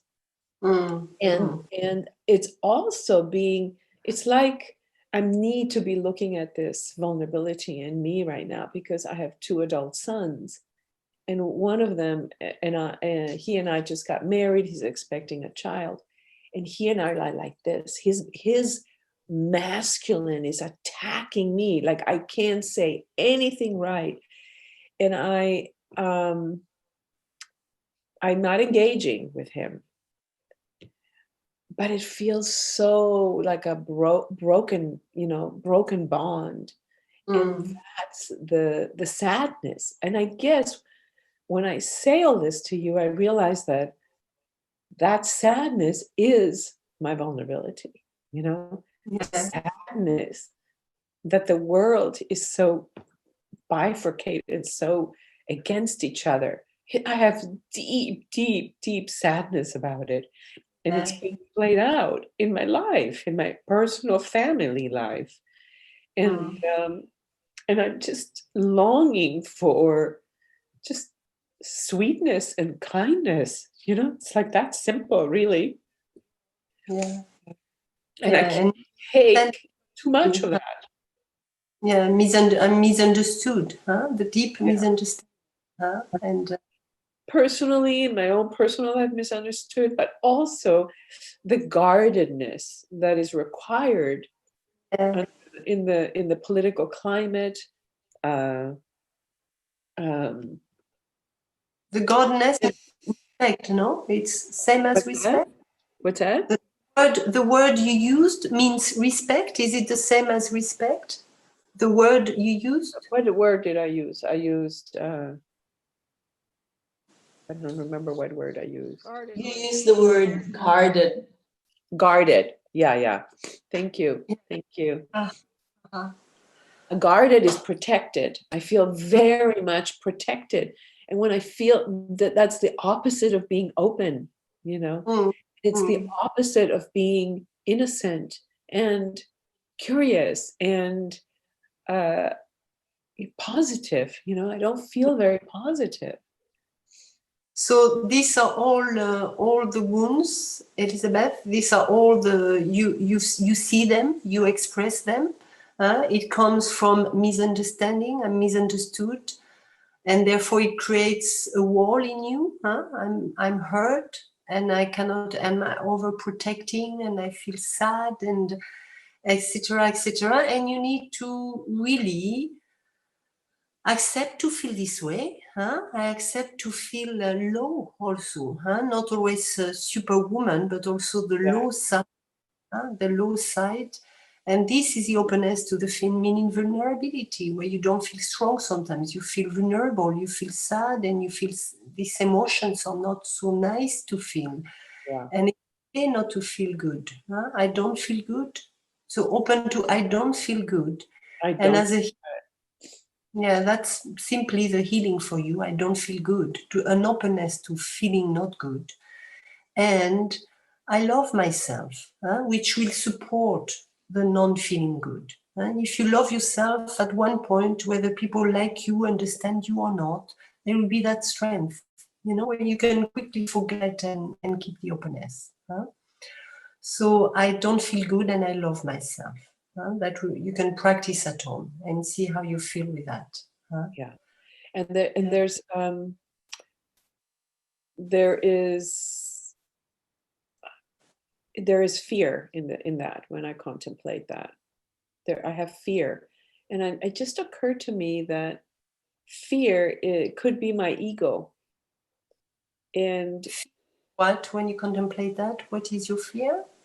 My fear is that if I stay with my sadness, like my husband expects what he needs not to feel his vulnerability is for me to like act like nothing happened. And that, oh, he's so happy and loving, and I love you, like he's demanding that I continue the lie of not feeling sad, that I'm okay, that I'm strong, and that I can move on, I can accept his attacks. And so for me to be in my truth is, like you said, for me to say, I don't feel good. And I love myself. And I have the right not to feel good. I have the right not to feel good. And this is healing for you. You have the right, and you will quickly come out of it if you give yourself the right. But you don't. This is exactly what I'm afraid of, because when I've even said that, I have a right to not feel the same way you do. I say this to him all the time, and that's when he attacks me. Yeah. But say it to yourself as a healing. Say it to yourself as a healing, and also love yourself with this also, including I love and understand myself. And that will be the healing. I will go back to you after the pause, Elizabeth, because I'm sorry, I forgot a little bit the time. And it's here, 8:20. That means I forgot the break. We can have a little, what time should we finish? We should see this. In an hour, 40 minutes. In an hour, 40 minutes. So we will take, 20 minutes? It's okay, half an hour? We take half an hour? So then that comes to what? I'm a little bit lost with time here. That comes to 20 minutes. We at 40, are we all in half an hour, whatever time you are into? In half an hour, we come back. Is that right? We'll go more a little bit deeply into experiencing this fear. Yeah. Thank you. See you.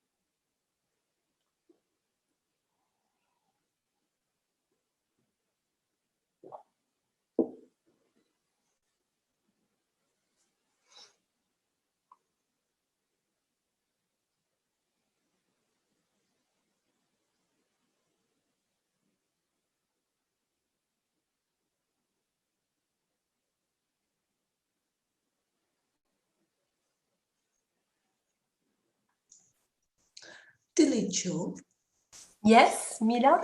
can I ask you something while we wait? Yes, yes. Yeah. What happened last time? Our last session was on the throat chakra, and now it's the crown. What happened to the third eye? No, it's here. It's Oh, here. it's here. And And that's between here and here is just an unfolding. Huh? So okay. like enlightenment, the union between the masculine and the feminine.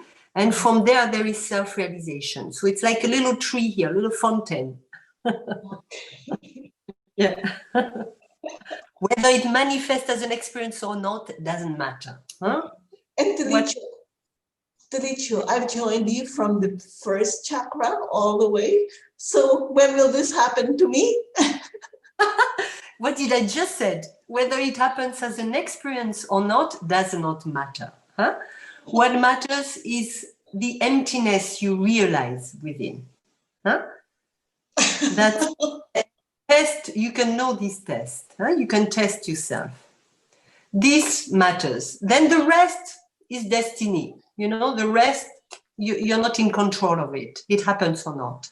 Okay. Mhm. You said what matters is the emptiness, but you also say self, what we're doing, it's different. Knowing the self is different from spaciousness. Because yeah, it's but both. Huh? Once you know who you are and you do the inner work, huh? You come to a point where you don't feel any resistance inside, huh? Inside yourself. This is the natural state. You can call it the emptiness, but in the body it manifests as spontaneity. There is no filter. Huh? Sometimes it's a mind that drives you because the filter directly leads you into some actions or some saying.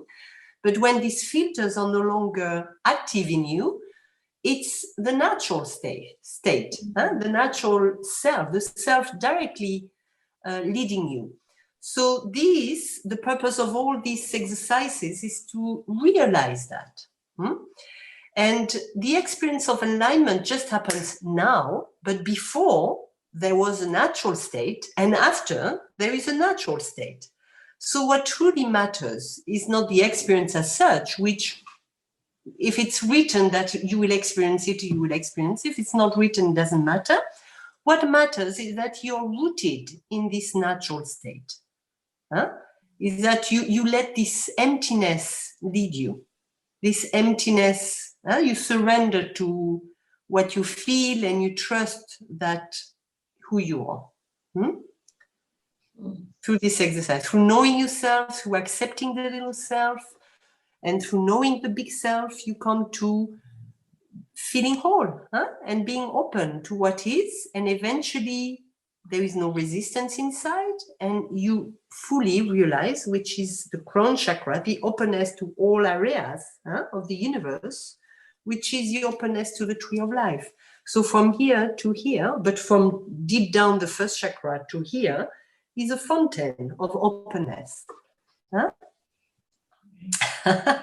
Do you still feel a lot of resistance inside, Mila? Third time, yes. Not as well. It comes, it happens, and the most recent resistance, it's like I still am figuring out if it's a mental resistance or physical or both. Or do I need to differentiate? The body tells you when you put a word, how you feel, and you put this word into your body, if the body reacts and feels a block somewhere, it's mental resistance. Otherwise, it's natural. Okay. So the body is a wonderful key to know, if we are, yeah. Is it your question that you raised your hand for, Mila? Was it your question? I have other questions. So I will talk to you after. I get back to the order of going with Elizabeth and then to the order. I'll talk to you later. Yeah. Thank you. Thank you, Mila. Thank you, Tilichu. You're welcome. Elizabeth, I'm back with you. Hi, Yeah. thank you. Thank you. Yeah. So let's open to this wound of yours, that you don't have to be perfect all the time, huh? And you have the right to feel good, to not to feel good, have the right to feel bad, huh? And I have nothing to pretend, you know? I have nothing to hide, to fake, to pretend, to hold, to, you know, to bear, huh? So let's start there. I have the right not to feel bad. I have the right to feel bad, and breathe and tell me where you feel it in the body.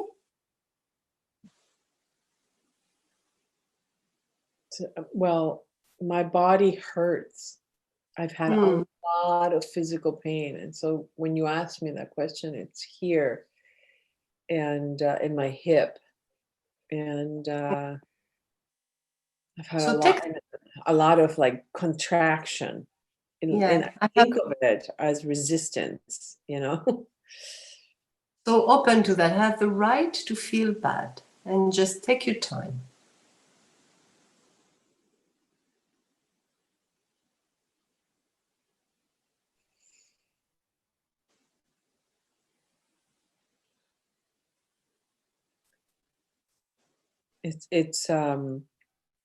It's equally both exciting and scary.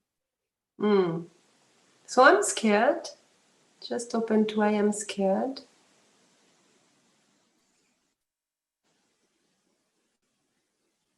Yeah, ugh, I really feel that here.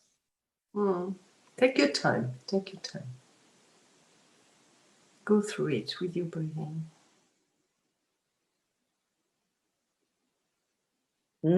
There's another one that comes in terms of resisting the I don't have to be perfect. You know, I can just be as I am. I don't have to do more. I don't have to be more. You know, I'm enough as I am with my little weird thing. But what came up was that I connected with my jealousy and competitiveness. Good, you see. Two feelings that I'm very reject. Yeah.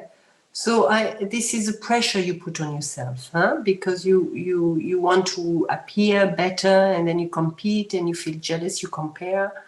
So it's okay. It's okay to feel this way. It's okay to feel jealous, to compare, to feel competitive. It's fine. Just take your time to feel it.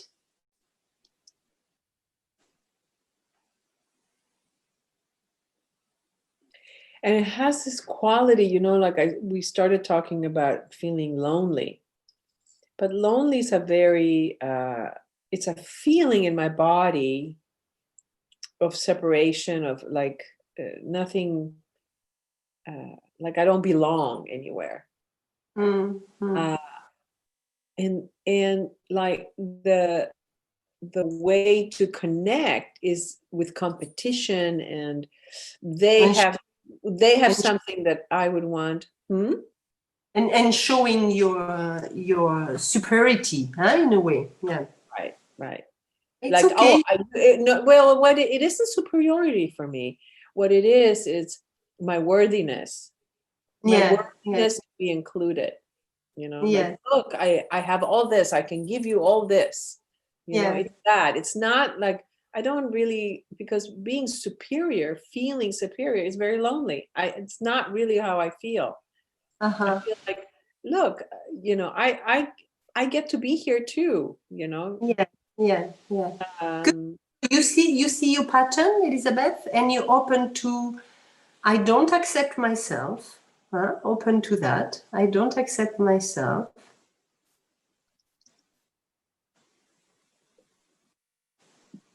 Yep, for sure. Ugh, right here. Yeah. So take your time. Take your time. And it's okay not to accept these sides, but you see them, and actually they will be quickly digested, but open to that. I don't accept myself.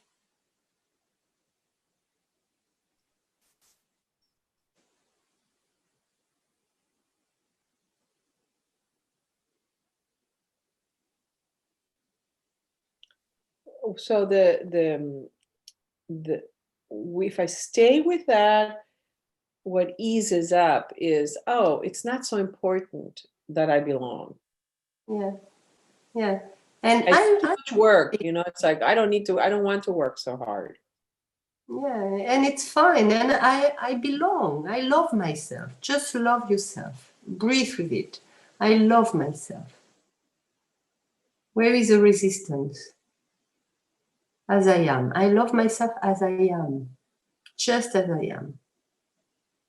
Here. Right? And my front right here. Yeah. And the rest will disappear. The conflict, the competition, the feeling of lacking worth and etc. will go away. Just I love myself as I am and have the right to be limited sometimes. It's okay. Just breathe.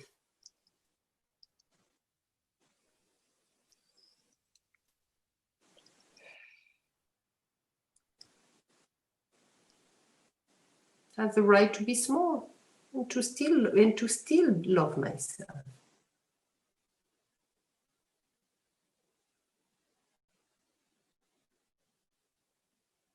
And I'm not small. It's just ideas. But that's what you believe.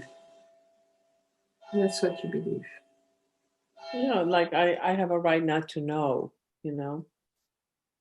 Yeah, and I'm great. This is the truth of presence, of who you are. I'm great. To open to that is greatness. That's self-realization, to open to that. But don't get confused. You're not that. Huh? We just do, I am not worth it, I am small, just as a healing. But that's not who you are. That's not your identity. So take it, breathe it, but don't get confused. I am great. I am worthy. I'm wonderful. And just breathe with the limitations of what you believe, the old belief. I'm not worthy. I am bad. I compare, I'm competitive, I get jealous. It's fine. It's fine. It's presence who can hold it. So see it, feel it. I'm fine. I accept myself. I see myself and I accept myself.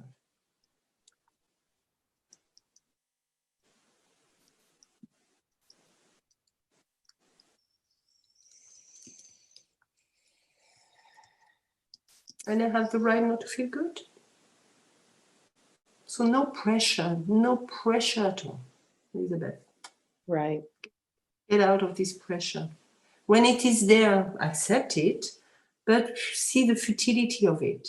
It doesn't matter. It truly doesn't matter. You don't have to become anything.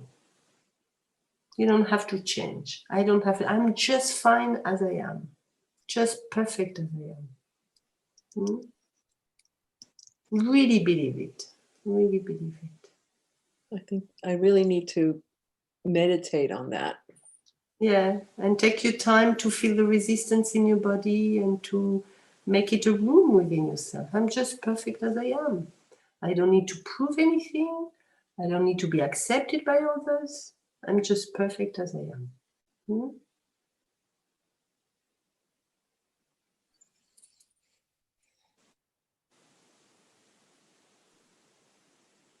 So the other resistance is, what do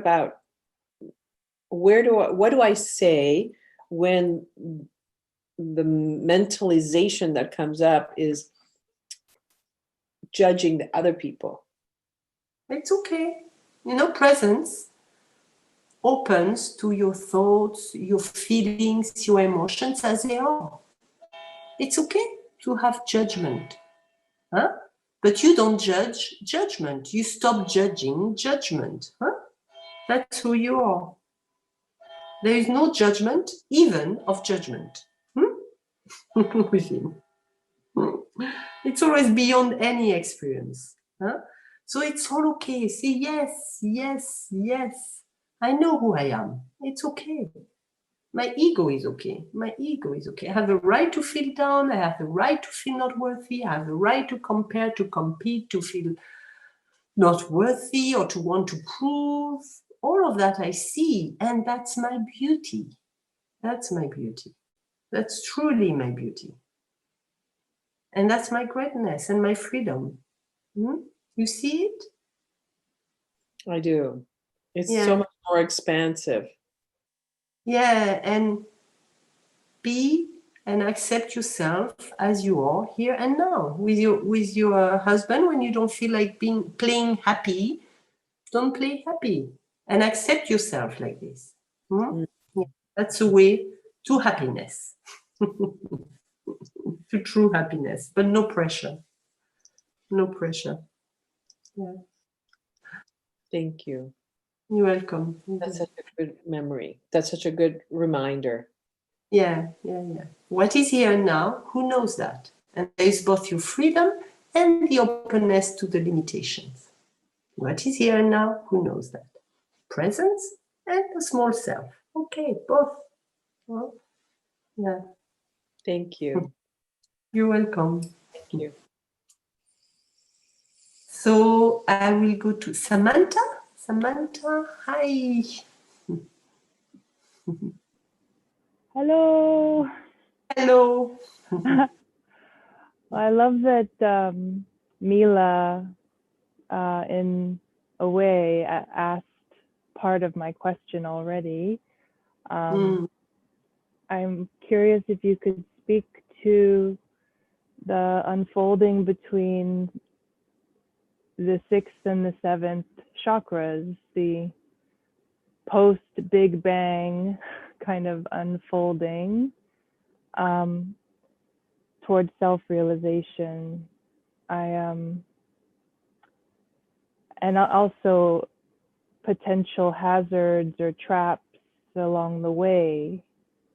Yeah. And finding the magical display to be like totally enthralling and delightful. And I can see how attachment could easily form to these extraordinary experiences. And there's no manipulation so much in terms of making things happen. They're just happening.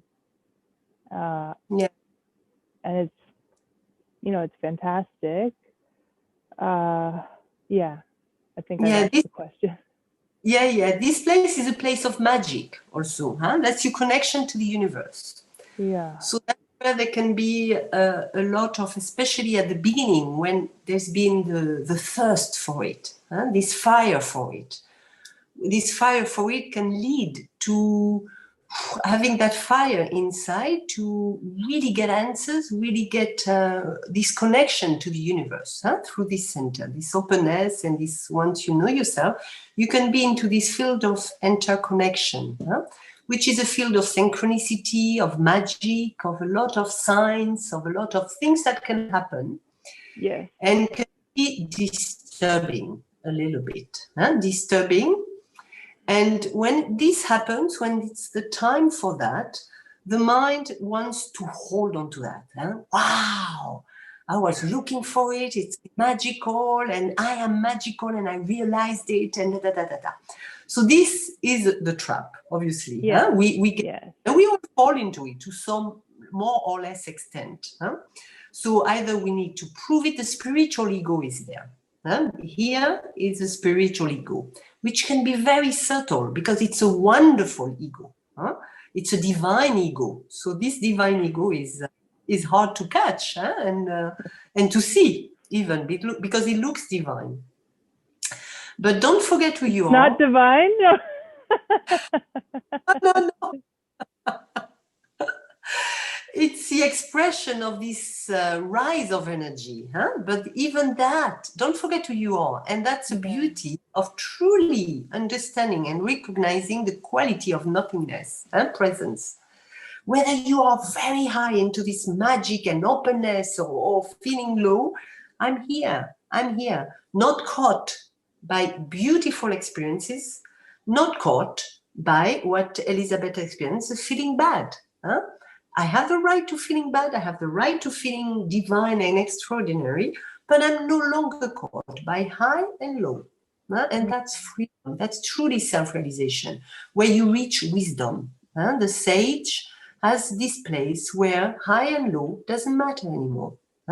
Doesn't mean that you're against any experience. Means you're completely open to any experience, but throughout all what you're experiencing, you won't be trapped by, oh, I need to hold on to that and to stay there, or I need to get rid of this feeling, negative feeling, I don't want it. So there is no holding or trying to get rid of in both situations. And that's a wisdom you need to reach despite all what you're experiencing. Because if we hold on to the magic too much, we can get a little bit cuckoo and mad, because many signs, the more we want these signs, the more in this openness they can manifest and drive us everywhere. Yeah. everywhere. And if you want to believe in it so much and to make sure this is real, and you have so many proofs, you want it, you're going to create it and see them everywhere. And the end of it is a little bit of madness. Okay. So, staying in this world of magic and, disconnecting from the real, from completely the real into this magical world a little bit. There can be this tendency. And it has to be this good at that time to have a teacher around you or someone who went through it to put a little bit of a stick and say, hey, stay with your feet on the ground, go back to ordinariness, enjoy your ordinariness. Don't try so much to have proof of the divine and signs of the divine and the magic of the divine. Allow it, but don't really want it so much, because that's a pitfall, a trap. Yeah. And in the, sorry. I'm not sure exactly what the question is, but intuition is guidance, or just the movement of the self is just, that's how it comes? Yeah, what feels natural. Yeah. It's beingness, it feels very natural. And once it reaches that wisdom, it's very ordinary. It will do what feels natural and doesn't care much about the rest. So there can be, wow, yes, this wonderful things is happening, but there is no creation through you. It is also happening, but you don't also want to be the creator. You're not going to do something in order to prove you're the creator, or you're this, or you're that. It happened through you. You can talk about it as co-creation happening.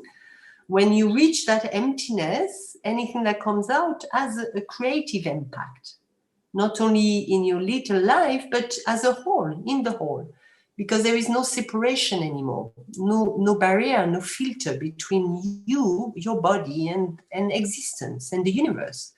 And this is a little bit of a surprise to realize. It takes time, and before you're sure about it, in this period of self-doubt, there's still self-doubt. Am I that powerful?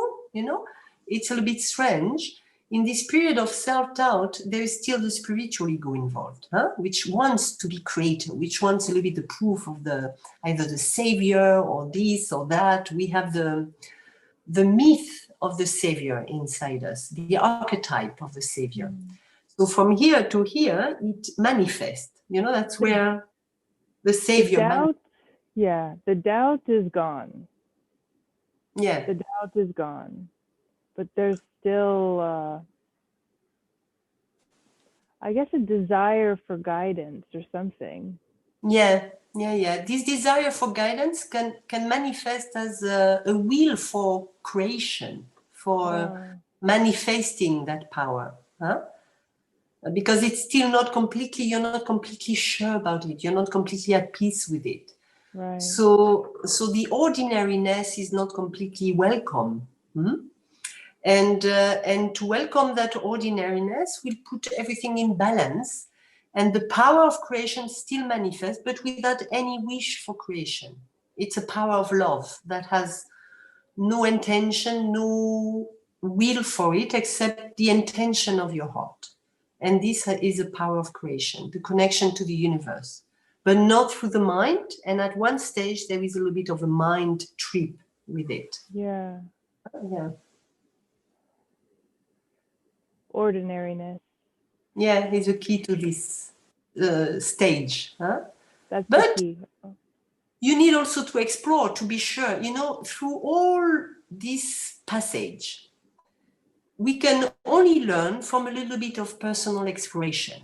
You learn from your mistakes. People can tell you, they can give you a little bit of guidance, but you need to explore to be sure, oh, this was a true guidance. Huh? So right. explore, make mistakes, open, and I think that's a key to the wisdom of all of us, is that if we don't dare to make mistakes, we never become too wise. Huh? You have to have the proof that this is the right way or the wrong way. And it's only through your experiencing that you will know. So experience all of that. Don't get too trapped into it, but have a little bit of taste of everything. Yeah. Thank you. Thank you. You're welcome.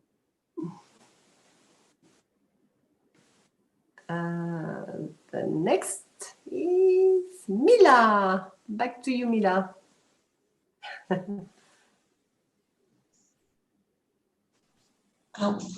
Elizabeth said something about judging others. Can you, and I'm having a hard time with this girlfriend, judging her. Can you lead me through a sandwich for that? The judge sandwich. What kind of sandwich can we have there? Are you really hungry, or you need a diet sandwich, or no, I just need to cross to the other piece of bread. You're at her judgment, or you judging her? What is me judging her? About her judgment? Right. Yeah, I started to do it when Elizabeth brought up, what when we judge others, and I could really feel it here, like sandpaper. So first, let's understand that there are two different types of judgment. We have naturally a labeling of people. Naturally, we cannot avoid it. It's a structure of the mind. It's a structure of the body. We meet someone, we meet a cat, we have an idea about the cat. It's a soft cat, or it's a wild cat, or it's natural to define things, objects, and including people. This person is soft, or this person is hot-tempered, or this person, we give a description. So an objective description of people as they are with their program is not judgment, is natural description. We need to, sometimes through conversation, describe things. Now, if you hold onto a description to, when there is a little bit of need to compare, or to feel this one is less than me, when there is a comparison, that's a thing. A judgment involves comparison, actually. Is less or more. There is less or more. It's a different to have, you have a soft fur as a cat. This cat has a soft fur, this cat is wild. But when you define this as, therefore I'm a little bit better than you, or you'll be less than me. When there is this includes a judgment. So check inside yourself, it's a comparison.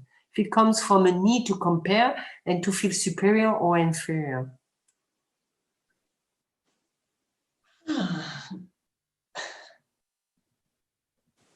I guess it's a comparison but not quite directly. It's like it's hard to be around this person because this person seems so full of ego. Yeah, very. Mila, you see a cat that is aggressive and wants to give us. Yeah. You don't to be. It's not judging the cat. You say, "Wow, this cat is mean. I don't want to be around this cat." It's very natural, Mila. Very natural. Huh. And if I have to be around her, if I have to be around her, feeling, oh my God, this cat is really feral and scratching everybody. So this you need to, first of all, to know, to be connected to the emptiness in you, talking and being with her and knowing what to do, what to say. You say, I love you. I love you. Have space for her inside you. Breathe with her. Do this.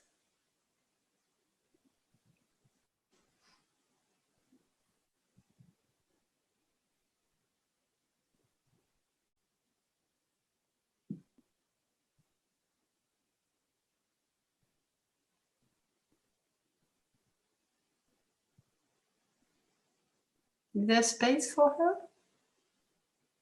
Yes, a lot Yes. of, yeah. Yeah. Then trust yourself. Whatever you feel like saying or being or doing, you trust yourself. Okay. Yeah. Okay. Simple. Have space for people and then trust yourself, your naturalness, which Okay. sometimes out of my life, or sometimes say please, or sometimes soft, sometimes patient, sometimes silent, sometimes hard. Trust yourself. Huh? Okay. Yeah. Yeah. Okay. So this feeling. I'm sorry, because the time. Okay. No, the bell has rang. No, it's not the time. Sorry, I don't know why the bell rang. my telephone is doing strange things. Okay, sorry, Mila. Tell me. Okay. So this perception of this very wild cat doesn't have to change. No, because that's a real. Okay. That's not a distortion of your mind. Right. Huh? Because you compare, you feel less. It's not out of your mind wound, where I don't feel good enough, and therefore someone who says this, I say, oh, she's arrogant or she's this or that, but out of your own wound. Okay. And sometimes there is no wound. You have space. You can say I love you. You have space for her. There is total acceptance. And you can still look at her ego, understand her ego, have compassion for it, but still it doesn't mean that you have to accept everything about her. There is boundaries to set, there is natural movements to have. I don't like it, please, I cannot deal with it now, or please, sometimes you don't feel like answering, sometimes you have to take distance, sometimes you don't know, but you will see out of your not feeling bad about yourself, not feeling guilty with yourself. I am not the problem. So breathe with it, Mila. I am not the problem.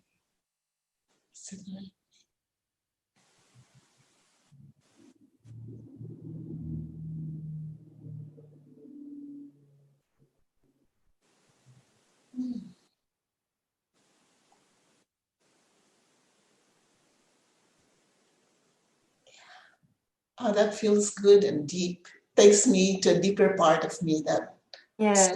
it's not me. It's not about me. Yeah, and I think you have to do it more and more, Mila, to really trust this place. Check it before. When you have difficulties with people, say, I love you.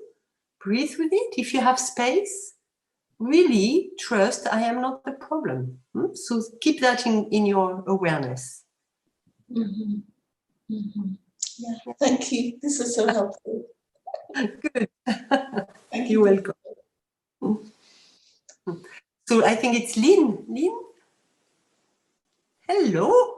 Hello. Oh. It's very interesting because I was going to talk to you about something that came up with my girlfriend yesterday. It's interesting that Mila mentioned that. We have a little habit of going for a walk together on Saturday mornings, and there's actually 3 of us that go together. And my friend was, my sense of it was she was mad at me for some reason, and she wasn't making eye contact with me. She was just talking to the other person, not talking to me. And I just started to feel more and more hurt. And I was trying to stay with that feeling, to not just push it away. But I didn't really just, you were talking earlier about boundaries. I just didn't want to leave right then, because I just sort of felt like that would just make the situation worse between us. I do want to have a conversation with her, maybe today or tomorrow, something about what was going on for her. But, Beautiful. Sorry? Beautiful. That's listening to the heart. Huh? Yeah. Yeah. But it also, I was telling another friend about this experience later on yesterday, and more things were coming up. This business about being isolated during COVID, and my phrase is, I'm feeling like I'm not part of a tribe anymore. Like I used to go to retreats in person with teachers on Vancouver Island, but it's because of COVID. It's all online, and I'm feeling lost and not connected with people. Yeah. And yeah. so when that happened yesterday, it really brought all that up. Yeah. Yeah. It's sad. Just open to this feeling, huh? I'm just feeling sad a little bit, huh? And disconnected, and give it a room. Give it a room in you. It's okay. It's okay to feel disconnected and sad sometimes, huh? So breathe with this.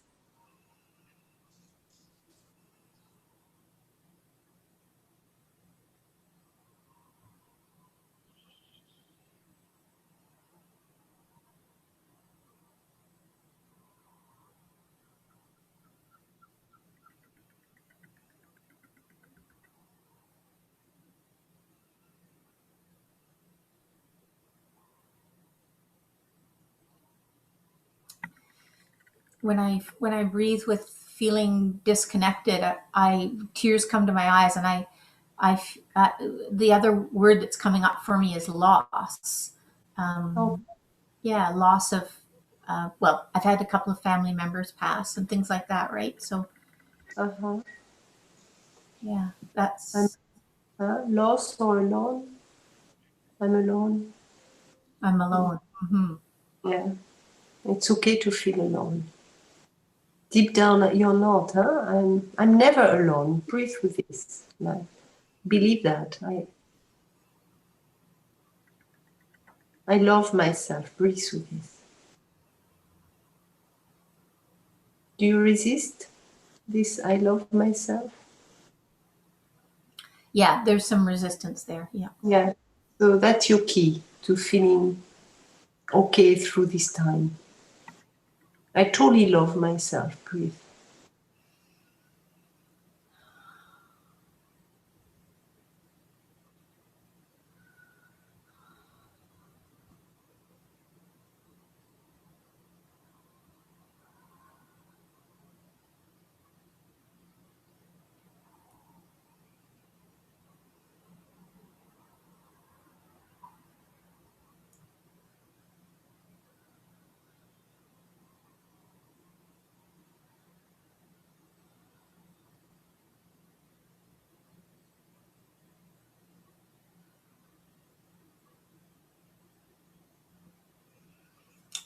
I'm gonna write that one down because I think there's still some resistance there, and something that I can. Take your time.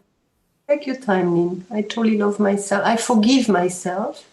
How do you feel with this one?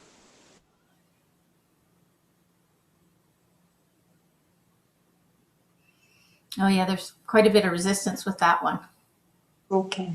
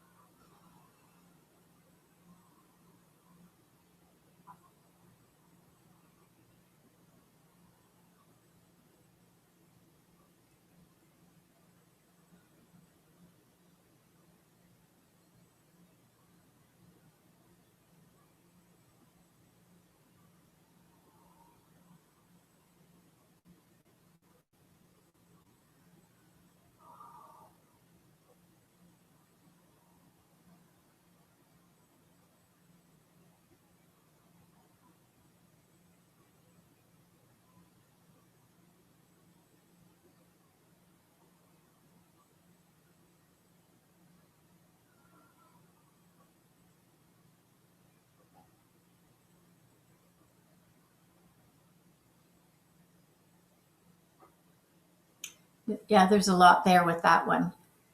Yeah. Love for myself. And you'll see that once there is a space for self-love, there is connection with everything, whether people are there or not. There is a sense of connection.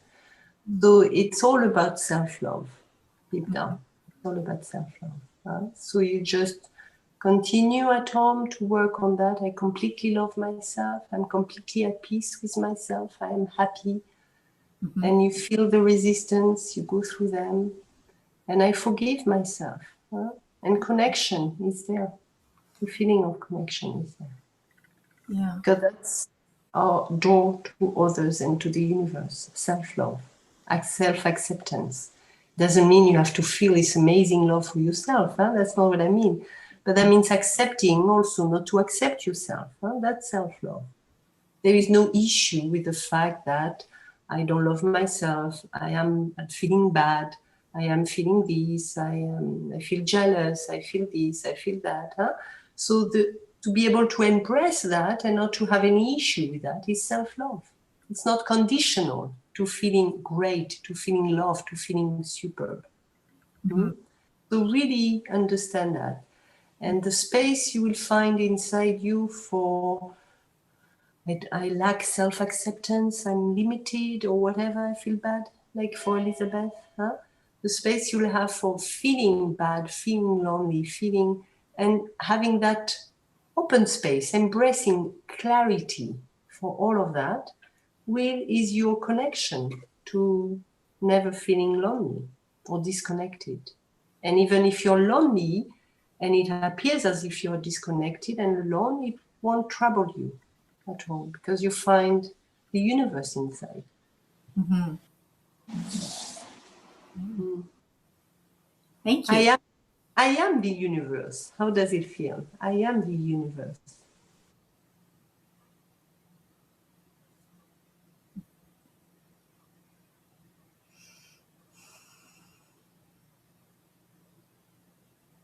Feels very expansive. There's room for it? Good. Yeah. Good. Yeah. So keep giving the space for yourself as a universe inside. Believe in it. And you'll see that you never feel alone. That feeling is not there. Thank you. You're welcome. You're welcome. So Samantha, you raised your hand again or no? No? Okay. I just didn't put it down. Okay. L'autre, yeah, you left a message. Yeah. Hey, you could not put the hand. Huh? You want to talk? You want to talk? Yes. It's your turn. Can you remove the microphone sign? Lotte? Can you? Participants, if I check, can you remove it? Oh, Yes. I guess I would. Yeah. Yeah. Hey, you. Where to start? It's my.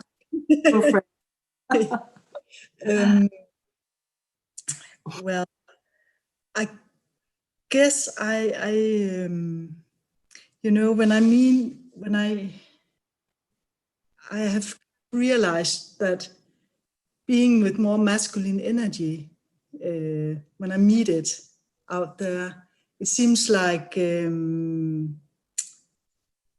I react both by being more pleasing, maybe. I have realized that. So I kind of, and part of being pleasing or part of it is also just being me, wanting to make people happy. I mean, I'm spontaneous. I tried, if I completely myself, I would be very, very spontaneous and, happy and easygoing, but when I meet this more masculine energy, I kind of get less spontaneous. No, maybe sometimes I get even more spontaneous according to who I'm meeting with. Yes. And other times less spontaneous and more kind of pleasing, I think. This pleasing thing is a pattern from my early childhood as well. So I know it's there, but also living with a very ill man for many years, I think I've learned to kind of put every other's needs higher. It's nothing that bothers me, but I've realized that is what I do. And Does that affect you as something not natural? Does it affect you as something that is disturbing? For you, for the other one? It seems to disturb others, maybe.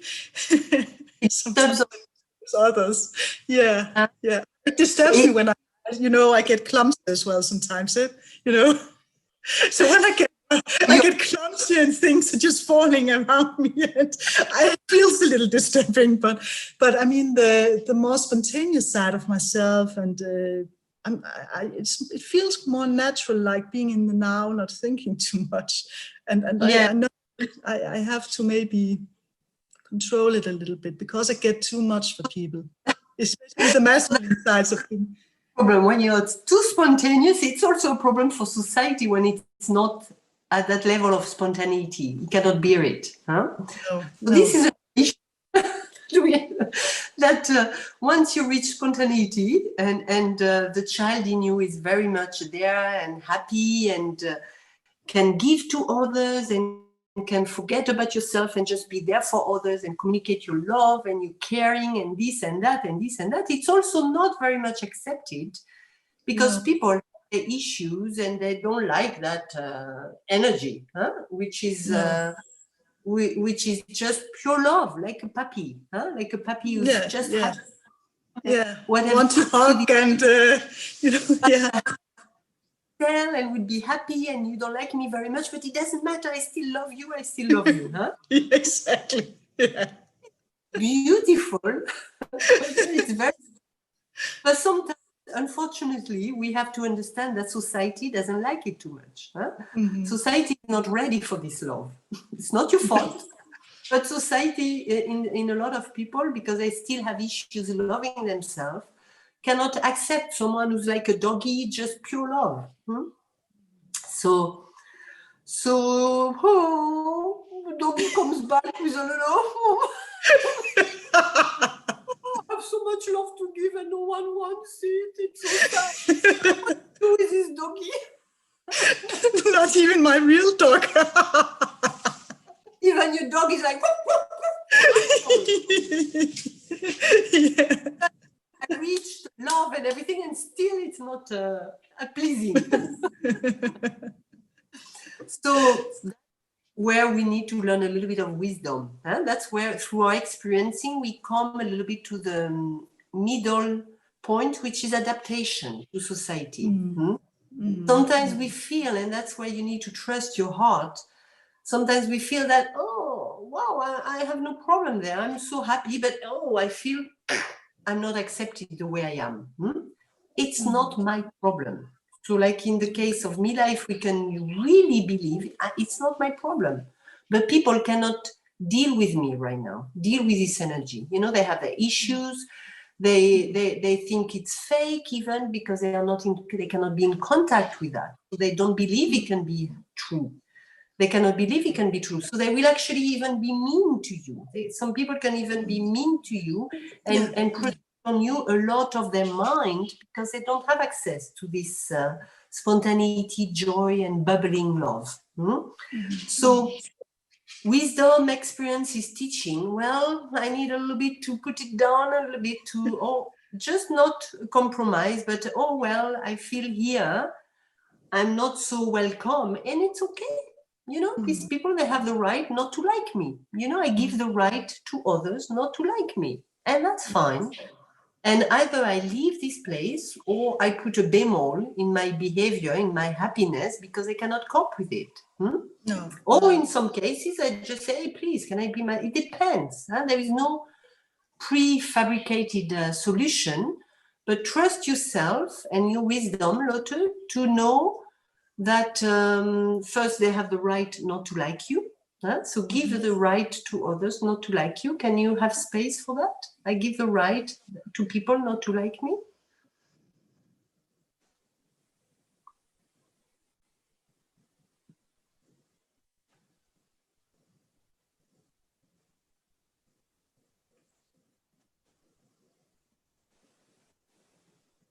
Yeah.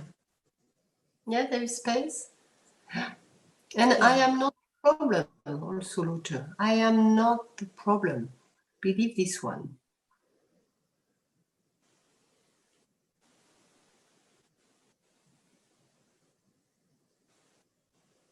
I believe, yeah, this is also okay. It's also okay. And I trust my natural reaction, whatever it is. Huh? Knowing that sometimes it's better to take distance. In my experience, it's always better to take distance from people where we don't energetically connect. Yeah. Because it creates chaos, it creates disorder, it creates misunderstanding, it creates lots of projection. And the energy between two different types of people is creating even what is the disharmony. Huh? This energy is manifesting their lies, their sad faces, but with a confusion of who is who. Who is a happy one, who is a sad one, who is a lying one, who is a truthful one. The energy will create even confusion because it's in the air between these two different people. So it's better to avoid it. It's not a lack of love, it's just wisdom. It's better to take distance from people where we don't fit energetically because it creates super confusion. Or through love of the two, sometimes a bridge can be there despite the differences. Huh? And this happens also. So there is no answers. Trust your heart, whether you need to work on this one and make the bridge happening and understanding happening through love, or if you just need to take your distance. Mm-hmm. Yeah. Sometimes say something. Yeah. Is it okay? Yeah, it's fine. Thank you. Thank you. But if we can really give the right to others not to like us, it's also a great liberation. No? Because we always have expectation that people have to love us, have to understand us, have to, and then we get frustrated. Whereas if we give them the right, well, they don't have the right. They have the right to not to like me. They have the right to disagree. It hurts sometimes, huh? But we can have understanding that they don't appreciate me. They don't. But it can also feel. I mean, sometimes I can feel a little cold because I kind of think that I feel that if people want to be nearby me, I'm happy they should. I'm happy if they want to be with me, and if not, it's fine as well. And in a way, it can feel. My mind think it's a little cold, or other people might think it's a little cold to say like, you can stay with me if you want, and if not, then okay, that's fine with me as well. But that's how it feels inside. I mean, yeah. So this also you need to remove and to know the guilt. We have a habit of guilt about ourselves when we don't satisfy the loving needs of others. So as a teacher, for example, I experience that a lot. People can expect a lot from me. You know, I have to be the friend, the loving friend, the one who's always present, so I cannot be, with everybody all the time, and my life would go crazy. So I know how to take distance and I know how to be there, but from a distance. And some people cannot accept that and judge it unloving, or fake, and then I'm fake or whatever. I accept it, and if the relationship has to, move away, it moves away, but I don't feel guilty about it. I don't accuse myself I'm not loving enough. So you have to understand this guilt that is still there in you, and work on I'm loving enough. I am loving enough. I am love. And I understand myself. I understand myself. Do you have room for yourself and compassion? Lotte, take your time. Do you have room? Try to say the sentence again. I am loving. I love myself enough, and I understand myself. Yeah, fine. Yeah. So you still have habits right now. You still have habits of guilt a little bit and judging yourself a little bit hardly still.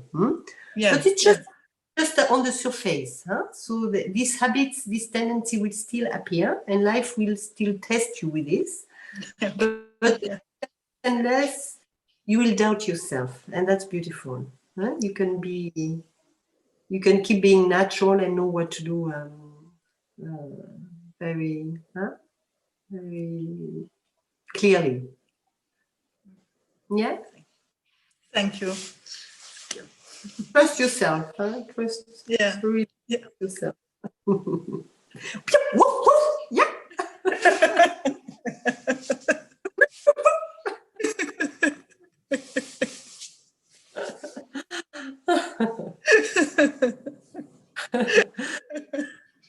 Dear one. Ciao. Thank you. Elizabeth? Yeah, just a quick thing so that I don't carry it, because so sometimes I was following and doing the work you were recommending and sitting with I'm loving enough and all that. But when I get hurt and I accept that and take distance, because I've become really practiced as taking distance when I see that the connection is not there and I don't have the energy to do it all. I take distance, but then when other people try to come back and connect with me, I'm not like the puppy. I have a really hard time coming back to being a puppy, which would, I think, feel a lot lighter, because Yes. it's a new moment, I can just be curious about that new moment. You're back to the trap of comparison, Yeah. which is your motto, or your pattern. Don't forget who you are. It doesn't matter for presence. What matters is that you're open to how you are experiencing here and now. If you feel cold here and now, and resentment here and now, and hurt here and now, that's what is here and now. And you embrace it. And that's a way out to feeling good with yourself. So then I don't, when I label myself as vindictive, like, oh, well, you hurt me, therefore I'm not going to make myself available. I'm judging myself for being hurt, Yeah, and I'm hurt. Open to I am hurt. And I am hurt, and I'm not available to play like that quickly. Yes, and give yourself that right, Elizabeth. Don't be hard with yourself. Give yourself that right. And this is your connection to the heart. You'll see that if you accept that side of yours as what to do, this is what is within me. And you're not in duality with it. You're not rejecting it. You're welcoming it. You'll find the softness you're looking for in different ways. But don't expect it. It will come. Don't want it right now. Don't forget the way is what is here and now, as it is. No escape, no comparison, no projecting, I want to be a certain way. No, what is here and now, and I embrace what is here and now, from my presence, from my understanding, from my perfection, accepting the imperfection. And I embrace it and feel it, and this is the way to softness and to love. But without any expectation. But look how strong is your tendency to compare. She succeeds in being a puppet, I don't, and therefore I have to, again, the pressure. You have a very strong but also, yes, it was comparison, but it was also that my pain is bad. I was judging my hurt as causing me more hurt by not being able to be open, Yeah. So but I feel bad, therefore I am bad for that. Yeah. But I have the right to feel bad. It's again and again the same thing. I have the right to feel bad. I have the right to feel hurt. Have the right to have resentment. I have the right to not to want to talk. I have the right to not to feel love. Give yourself. It's love who gives the right not to feel love. But love is always there, as the openness to the absence of love sometimes. Your love, believe it. and accept all manifestation of this body mind, all ego programs, whatever they are. Sometimes it's not pleasant to see what ego we have. Sometimes it's not pleasant, but don't forget who you are. Don't forget who you are. It's a love in you, pure love that can embrace that. And you are this pure love. I am this pure love. Really feel it. I am this pure love. Breathe.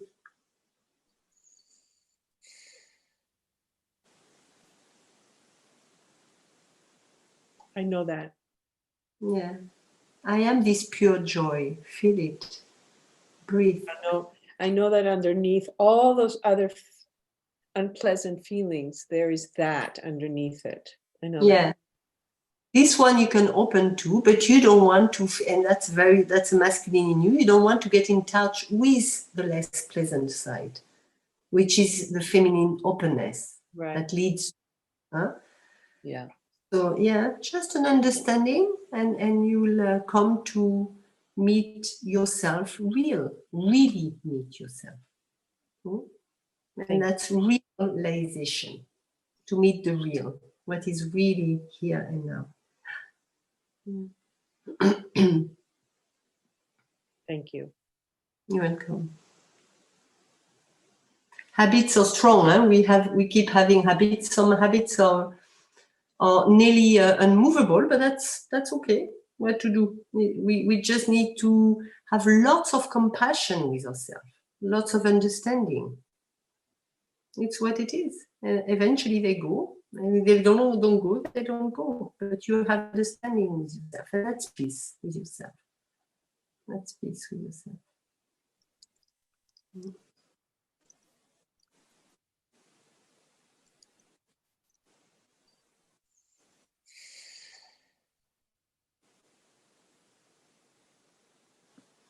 So before I could not see, I thought we had only women, but we have Mike. We have only one man with us. Mike, are you there? I'm not sure. He must have fallen asleep. Well. So we have 10 more minutes. I don't know if anyone has questions. Dilicho, is this our last meeting? Or is this our last satsang? I don't know. We will see with the open circle. I don't know. I think there's the last chakra, right? That's the last chakra meeting, but we have more in November. Yes. On November 28th, there is one, but a shorter one for now. I hope we have more longer workshops as well. I don't know. We have to speak about it. Yeah, we'll see what we can have. Yeah.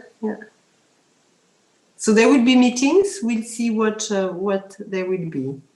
Yeah.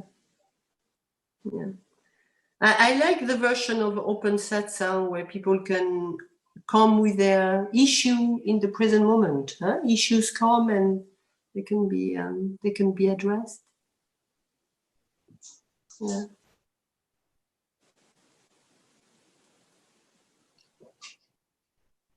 I'm sorry. Sorry, go ahead. I have another question, Dilicho. I've had your little blue book for months. I don't know how to use it. The what? My book? Yeah. Yeah, you don't know how to use it? It's too full. It's too much, huh? So you can when you take the first chakra, chakra by chakra, while you read, you can feel, you can get a feeling, oh, this is my issue or not an issue in me. Through reading, you will feel, oh, I need to work on that or to work on that. So you can just read, it opens the awareness on some issues we don't see sometimes, some aspects of ego we don't see. And if you feel, so just the reading helps, it brings sometimes a different perspective. But if you feel you have a specific issue on a certain point, then you do the healing with the identity, I am. First of all, I always ask, who are you? so that you don't identify with ego. Who are you? And then from that place, okay, I can welcome what my false belief. I am bad, I compare, I am jealous, I breathe with it. I'm too judgmental, I breathe with it until there is space to retrieve, to go through that, through the breathing. So like we're doing, but with the help of the book that opens all aspects. And you can read, while reading through, you will feel, oh yes, your body will tell you, oh yes, I have an issue, I don't feel comfortable with it. And if there is no issue, there is no issue. But you can just little bit by little bit read if it's not too much. Bit by bit, because it's like, whoa. You need to take it as a tool, not as a everyday reading, because sometimes it's a little bit too much to read about ego, the part that deals with ego. I'll try it that way. Thank you. You're welcome. So yes, the book can help to finish this work on the chakra, where you will have much more examples of ego patterns and see where your mind can still block. But if you do it, don't forget, you don't have to reach any point. It just feels natural to want to feel better, but don't expect anything. Don't start with this exercise in order to reach something, because that will be your ego. Let's do this work of feminine, masculine through this understanding of how to bridge the masculine and the feminine, the detachment and the healing. No expectation. So are you tired? Did you party last night? No? Oh, I don't hear you. I just moved to a new country. I'm just a little bit overwhelmed with the. Yeah, I just moved from Denmark to Poland. I came 2 days ago, and I'm going tomorrow to a new apartment. So I'm kind of in the middle of a big thing. Change. Yeah. You will be It's great. Sorry? You will be living in Poland? Yes, I just moved to Warsaw. I found an apartment, and I left Denmark, and now I'll be in Poland. Yeah, it was just called me out of a sudden. I didn't expect that, but it was just really a beautiful surprise to discover that. Yeah. Oh, I hope you have a beautiful time over there. Yeah, I hope so. It's a bit heavy here, but it's my home. Yeah, good. You're from Poland originally? Yes, I'm from Warsaw. I'm moving back to my hometown, so that's a whole thing. Nice. Yeah, after like 7 years or 6, 7 years of switching countries, moving from place to place. Have a beautiful time. Thank you. So I think our time is over now, is it? I think it's about to be over. And it was nice to go through this journey with all of you that I know quite well now. It's nice. And I wish you really clarity and openness, not to forget that, and not not to get trapped by the mind that wants result, not to forget that, and to relax with yourself, relaxation. Nouri, you're just waking up. I see you sleepy. No, I'm a little sick, so I've been lying down the whole thing. So. Oh, you feel sick, yeah? Yeah, it's just female crabs. Okay. So I wish you a good night for the Europeans and a good day for the Americans. Enjoy. And thank you for your trust, for your openness, for the work you're doing. And I'm thankful. Thankful very much. Yeah. Thank you for your clarity. Thank you. Thank you, Tilicho. Thank you, everyone. You're welcome. Tilicho. Yes. Thank you, Tilicho. Thank you. The next satsang is on November 28th, as I said, with Tilicho, and we will see if there is anything more. Yeah. Yeah. Have a beautiful day, Being everyone. any issues, any issues. Thank you. You're welcome. Bye-bye. Bye. Bye-bye. Bye, Sarah. Have a good time. Thank you, you too. Bye. Hi, Lotte. And all of you.